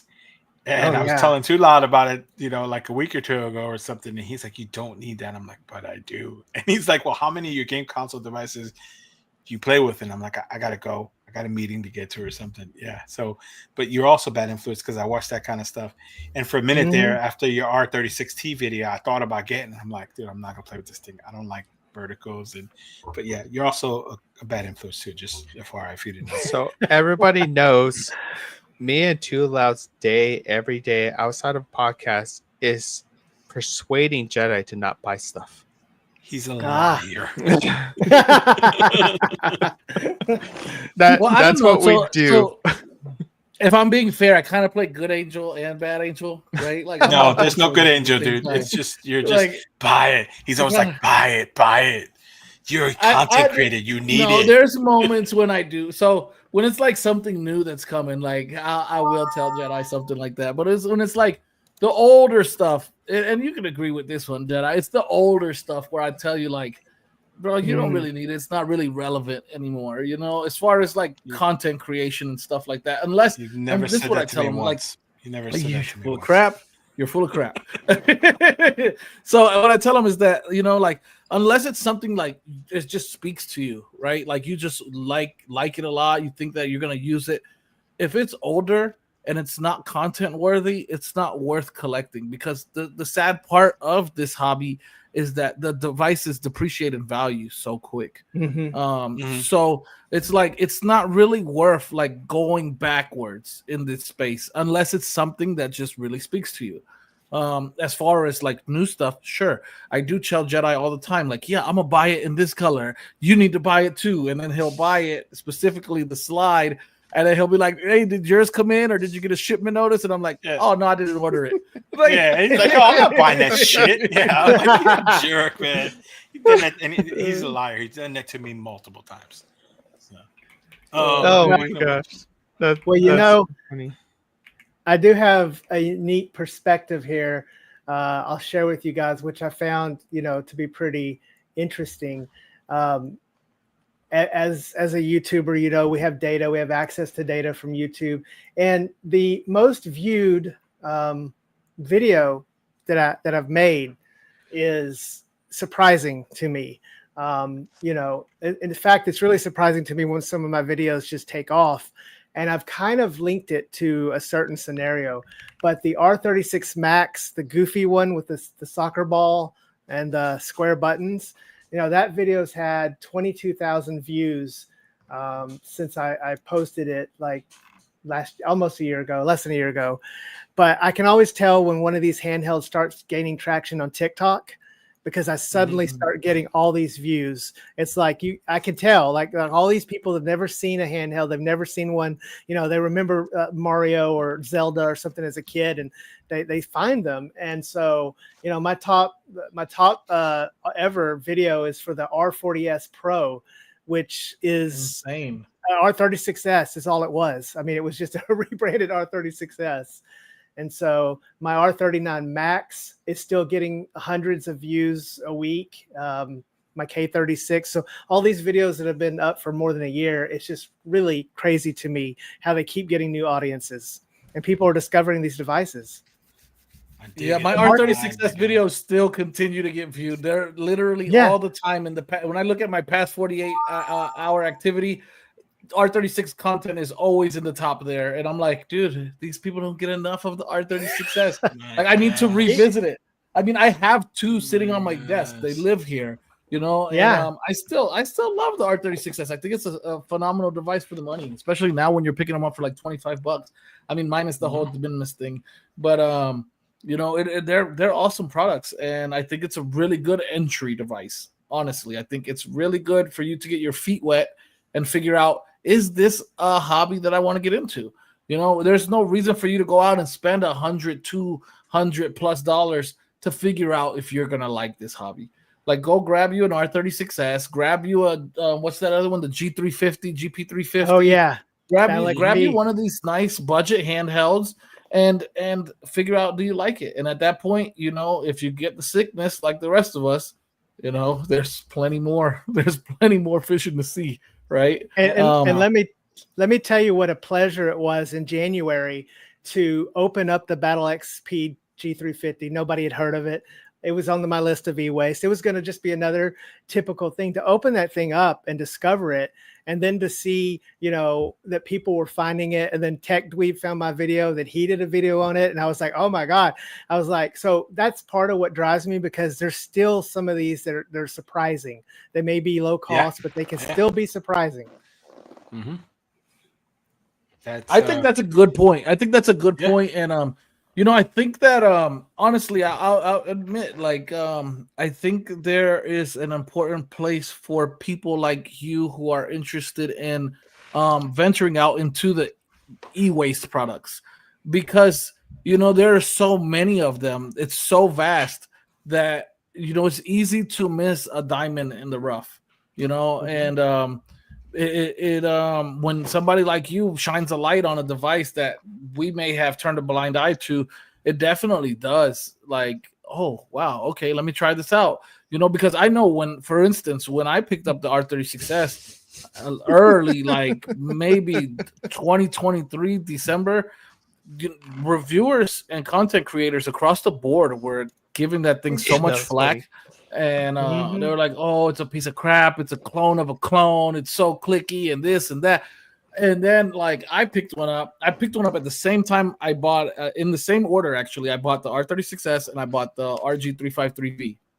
And I was like, let me combat these two. And people ask me like, hey, which one do you prefer? I was like, honestly, the R36S, because I could carry it everywhere. If I drop it and break it, it's cheap to replace. It's not a big deal, like it works just as well for everything that I'm playing on the 353V. I can play on the 36S. And the clicky buttons, I thought that was just a big nothing burger. Like, especially me being a PC gamer, like we're using mechanical keyboards, like all of our stuff is clicky. It was not that big a deal. Honestly, too, when I'm playing games, I'm so zoned out into the game, I don't realize that the buttons are clicking. I'm not focused. That's not where my focus is at, And then when I see other guys like my friend Corruption Gaming, I'm gonna put you on blast, bro. I'm gonna put you on blast. So my friend Corruption Gaming, we had a big dispute, between, and this is how nerds operate. Right? They lost it on each other. Like, this is really how nerds operate. We had this big old discourse about like XU10 versus R36S. And like it was just Budget King. It was a flame battle. The Budget King, yeah. And they would have traded blows if we were in person. They were so mad at each other. We were going in, dude. And then it really got me when the day I seen Corruption Gaming buy a Steam Deck and then call me on Discord and tell me that he bought the clicky button mod kit for his Steam Deck. And I was like, I remember that too. Yeah. Okay, so you're buying a clicky button upgrade. You're calling it an upgrade for your Steam Deck. But on the R36S, the clicky buttons is a nuisance, right? Like, dude, whatever, bro. Like, so yeah, man, it's a fun space, man. It's a fun space, and thank you for exploring these handhelds. Michael Benny's trolling us now for SF2000 for the win. I just have to make one adjustment to Too Loud's story. It's not a diamond in the rough. It's zirconium in the rough. Zirconium in the rough. Fair enough. Whatever, dude. I don't think you can speak on the matter because as much as you collect and hoard handhelds, you are yet. I was gonna say have experienced the R36S. You have no e-waste, do you? I do. What do you have? E-waste. Yeah, I have that trash. Big old chunk. That one big I have trash. So the thing with the e-waste and there's some of it, like you said, zirconia is in the rough. So I got a good example. I kept the R36. The screen's blank. The R36H over the 35XXH because the sticks on top with this one, the buttons acquired. This thing has ArcOS, and I like, what I mean. Like I played with it. It feels really good. It's got. I mean, this is a direct clone of 35XXH, except the stick is on top. But the D-pad feels really good, and the buttons are quiet. But again, this thing was like $30 or something like that, $35, and you can run ArcOS on it. Like for me, I love that. I just and I kept it. I got rid of. I haven't had the 35XXH, and my impulsive side kicked in. I'm like, I need one, and then I was like, for what? I have this thing. So I like that, and I also appreciate the fact that, like what Tulat's saying, I tinker, I take everything apart. I could take it apart and I could completely destroy it, and I'm not out $100. I'm out $30, and I feel stupid, but I feel less stupid than I did if I would have broke a $100 device. I think it's going to become more popular now with the tariff changes, and budget handhelds are going to get harder to get now. So that $100 sub like line, it's just starting to disappear because like handhelds are getting more expensive as the scene continues on, right? But everyone's just wanting a good PS2 emulator under $100. Someday. Someday. So here, if Lee is down, I want to move on because at some point I'd like to see. Are you going to open up that controller? So you want me to open it? Now, right? Wait, hold on. Before we do that, okay. I just wanna. Please shut up. It's time to move on. That actually scared me. Hey, yeah, so It's time for question of the day.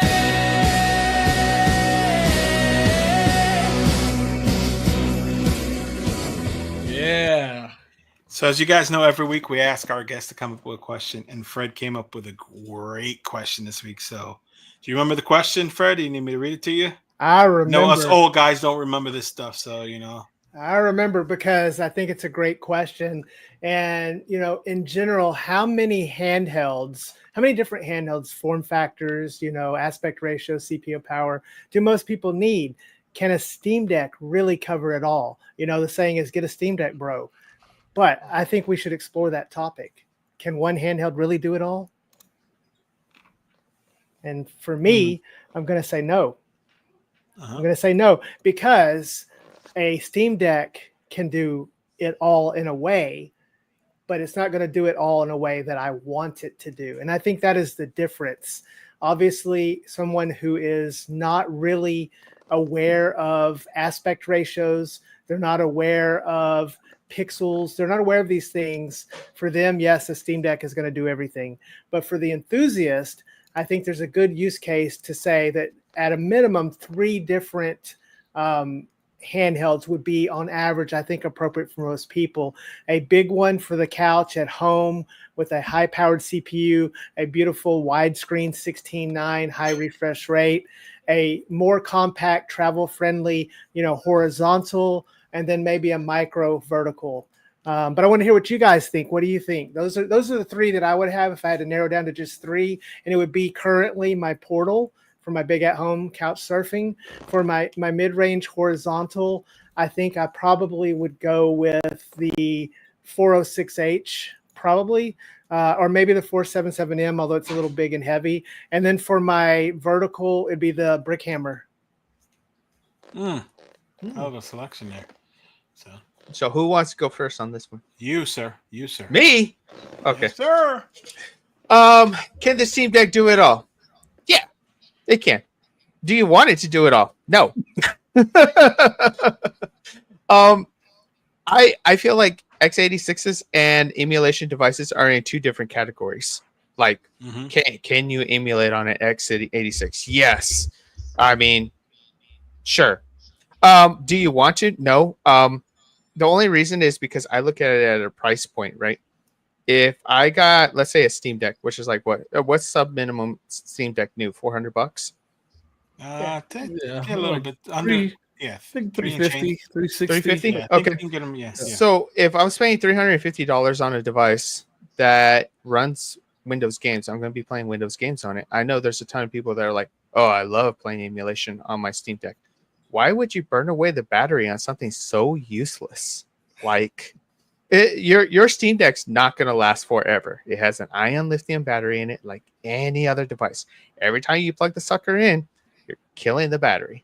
Why waste this battery life on emulation that you could play on any other device?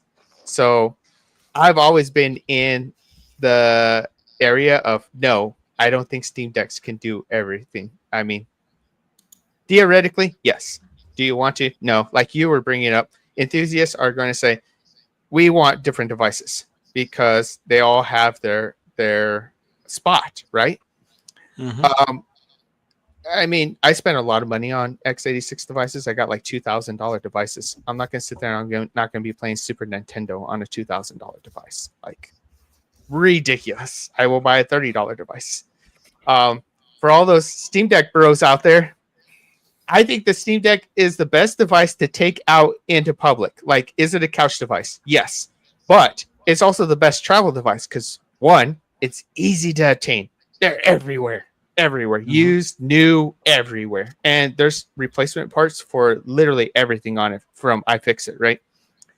So that's the device you want to take out to the skating ring, skateboarding, flying, whatever, international. That's the great device to take on those aspects. Your $2,000 x86 handhelds, that's your couch device.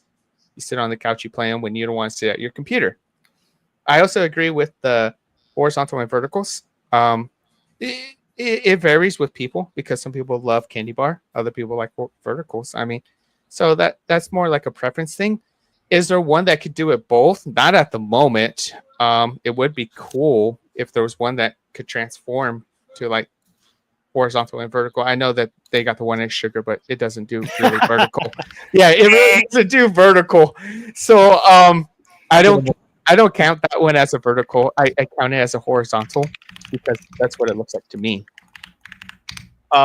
So horizontal wise, gosh, I got to give it. I mean, yeah, I was thinking about picking up one of these. Is that the Ultra? Yeah, it's the Ultra. We just did a video I about want it. the Ultra. I want the Ultra. Good. It's good. It's good. It's got a touch screen. The Tiger 620 is good enough to play on this. So, Oh man, dude. One that's Tiger good. 620. That's the 618, right? It's close to it. It's a 620 actually. Yeah, it's a little higher. Higher. Is it metal or plastic? I was always wondering. Oh, it's plastic. Yeah. It's plastic. It kind of looked like metal in some of the pictures.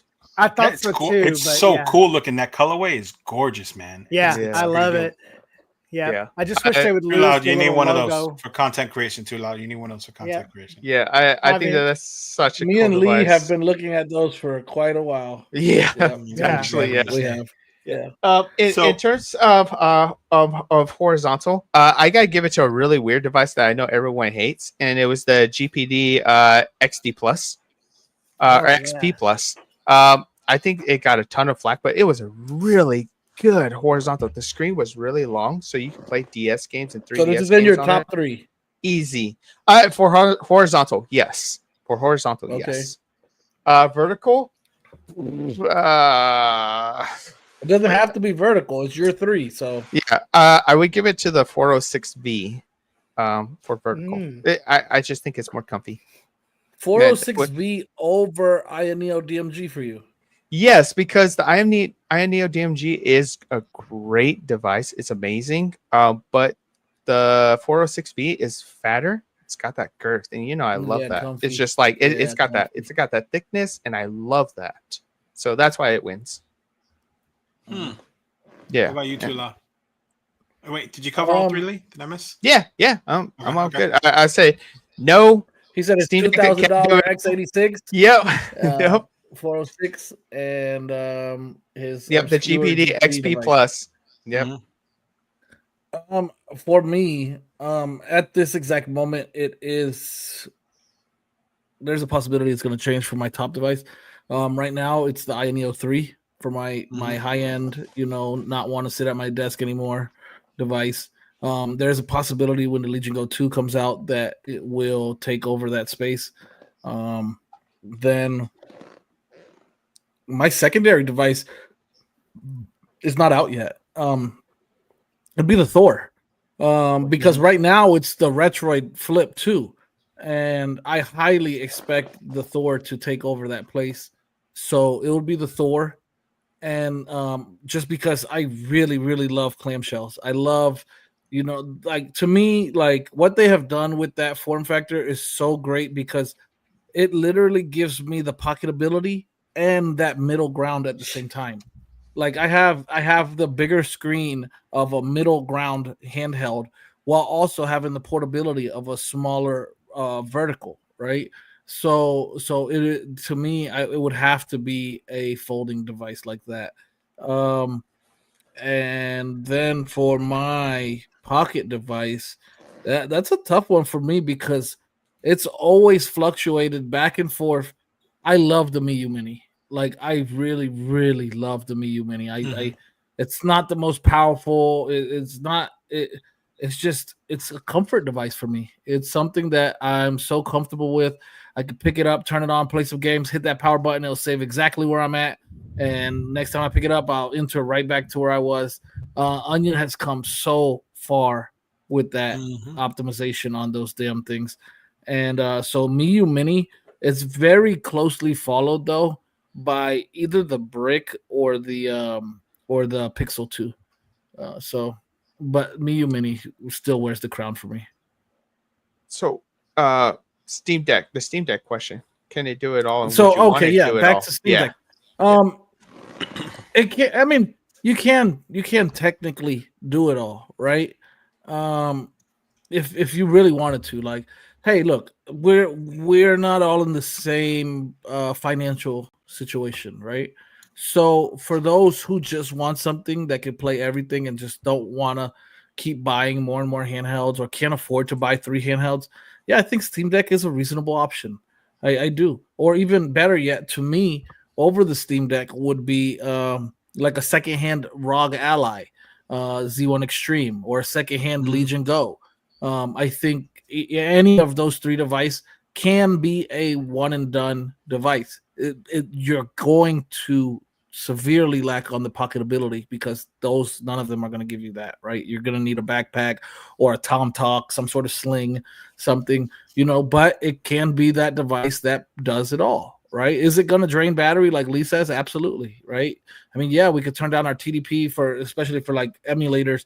I think the Steam Deck, you get that thing down to like 2 or 3 watts, and which is phenomenal. That's really great. And then with the OLED display, if you spring for a higher like OLED model, that OLED is reducing power consumption as well, and it's going to look great. So you can do it. It's just it all goes back to do you want to do that, right? Like, is that something that you want to do? For me, I think you can get away with 2 devices, right? Like get a Steam Deck or one of those secondhand Windows handhelds, and get something small like a Miyoo Mini or a Pixel or a Brick. I think you could get away with 2. You can. You don't have to have 3. But is it nice to have 3? Absolutely. It's nice to have 300. So, yeah. So, I want to highlight Gamers Generation's comment. I think that's a valid comment. The Legion Go S is really killing it, and it dropped the price of $500, and essentially is the Steam. It's a chipset that's actually slightly weaker than what comes in the Steam Deck, but I mean, it's perfect. It's going to give you the same kind of. But do you see that in performance, right? Like how relevant is it? Like a frame or 2 different? Because if that's the case, then does it matter? Right? No, I don't think it is, and I think that's the point. And even Fred said that's his main x86 now, and I think that's the point of it. It's newer, and for me, it's got that 8-inch screen, and everybody talks about the ergo of it, and I haven't gotten one yet because $2 got me obsessively waiting for the Legion Go 2. You know what I mean? And so, for me, my answer is I actually had an HX370 F1 Pro. I recently got rid of it because I wasn't using it. And I have this computer that's an insane gaming computer that somebody who I'm not going to mention his name is. It's the opposite of being quiet. Convinced me to build, right? So I'm not doing x86. I think I know that guy. The Steam Deck question sounds familiar. It depends on who you ask in my house, Fred. So my sons, we go everywhere, and we had an HX370 here, and they had no interest in it. They just wanted Steam Deck, to the point where I had to take an Ally and make it put Steam OS on it. You know what I mean? So that they can go at it. So for them, the answer is yes. And they do some emulation, but not much. Now my wife, the answer is no, because I don't think she's realized it yet, but for her, everywhere we went, she wanted to play on the Portal, which is supposed to be my device, but she doesn't know I sold it. So I can't, the Odin 3's got to show up. You're in trouble. Before she starts trouble. But it's got to show up before we go on a family trip. I'm going to clip this part and I'm going to send it to her. So for me, it was, my answers would be a high-end Android device. I don't really like verticals a lot, but I mean, there's some cool, like the Brick Cam is really cool. And the Miyoo Mini Plus is the device I recommend probably more than anything to anybody, just because of the user experience. But horizontals, it would have to be a high-end Android like the Portal or the Thor or with the Odin 3, which is what I'm really looking forward to. And then something mid, it has to be a 4x3 for me, right? So right now, the 477M, I have a feeling, because of the stack shoulders and the plastic, it's going to be the 476H, because my use case scenario is going to be, GameCube and below and some PS2 and stuff. So, the 556 was perfect for that. So the 476, even if it's got a TA20, will be the same way. And then for, like I said, I don't do verticals. I do like some of them, but my pocketable is probably going to be still the 35XX SP. I still keep that. That's in my backpack all the time. That's the one I carry around all the time. So That's going to be the one for me. But to the original question, and I think Too Loud's got a good point. Yeah, I think the Steam Deck can do it all if you're only looking for one device. But also, I would say if you can, get a Steam Deck and get an R36S. Get one of them. You know what I mean? Or go to Amazon and get the Battle XP G350. It's better quality than the R36. It's going to cost you under $50, and it's a banger. I mean, it's going to handle everything. Slander. Listen, I said for you, for them. I said for them, not me. But yeah, that's my answer to I'm that. I'm just playing. Freaking great question, Fred. We don't have a ton of time. Leah, I think we might have to put you off this week, man. I don't know No problem.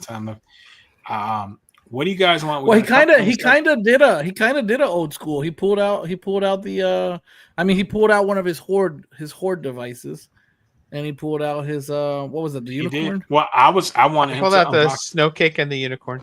I wanted him to unbox that Apex 5.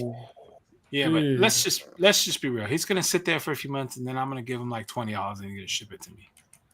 I already called dibs on it. They called dibs on it 10 seconds after he ordered it, so it's definitely coming to my house. But Fred, no, I mean, he's definitely going to throw it in that rack behind him, and it's going to live there forever. And it's going to be gorgeous forever, and he's still going to play with his Xbox controller. It is right here on my table. It sits there all the time. Yeah, good. Fred, what can we look forward to seeing from you? I know you said you got a video that you're working on now about some stuff, and we'll let you put that out there. But what else you got? What are you looking forward to? What should we look forward to seeing from you? Yeah, absolutely. Absolutely. More e-waste. I've got more coming. I'm going to continue to. I got to say, I love how you embrace that, Fred. Like, you just embrace it. Like, more e-waste, dude. What's your all-time favorite e-waste device? Your all-time favorite? Oh, is this my all-time favorite e-waste device? Oh man, that's pretty hard, but. Probably my all-time favorite is going to be the R36S. That's probably because it was just there's such a sentimental. I got it behind me up there. You can see on the wall. Yeah, up there. I see it. Yeah. It's just a classic. It's going to be one of those that just kind of sticks with me. I have played through dozens of clones of them, and really the only thing that's replaced the R36S for me is the R36S Plus, which adds Wi-Fi and has that 720p 1:1 screen. So that's the one that I think is even better. You sent me one of those? You sent me one of those? Yeah. And I still sit in there, and I've only played with it twice because I still got the RGB 20. Yeah. And it's just, there is, the R36XX now that has the built-in Wi-Fi, but the Battle XP the G350, the Battle XP. What are they going to do? When is Battle XP going to release something else? That's what I want to know. It's been since January. Right. Whenever Anbernic decides they want to make another budget handheld. I know. Is this thing a 3326 or a 3566? It's a 33. Yeah. Okay. Hey, really quick, I don't want to be that guy, but whoever's out there in the viewer section, if you guys could go ahead and give us a thumbs up on YouTube, that would really help the algorithm to help us grow this podcast. We all would greatly appreciate that. Yes. If you send a thumbs up, please email Too Loud, and he will send you a free cookie. Yes, or an R36S. That sounds dirty. That sounds dirty. It will be a surprise box. While you're there, go to the search bar. Make sure you look up Retro Gaming with Dead Fred and you subscribe. Yes. The dude's well, actually, his link is in the description below. I did go ahead and put that down there, so it's easy to find him. As well as all of my co-hosts links are also in the description below. So. And let them know who's coming next. Too Loud. Who's coming next? Surprise me. I want to know. Oh man, everyone knows it's the one and only, the man who knows it all and probably gets a little too deep into it, the Fox. Oh, I thought you were going to say you were the next guest the way you were describing it, bro. I did. I thought he was going to say himself too, like this guy. So we thank Dead Fred for being on, and we are really excited. It was a really fun episode, and we hope to see you again. Absolutely. Yes, Thank you yes, guys for yes. having me. I enjoyed it. What? Yes. What happened? What happened? Where did he Well, go? that's it, guys. I hope you guys enjoyed the show this week. We'll be back next week with another great one. We'll have the Fox here, and I'll let Matt wave to y'all as we leave. And thank y'all. Hope y'all enjoy y'all weekend. Yeah, this device you sent me fell on my key.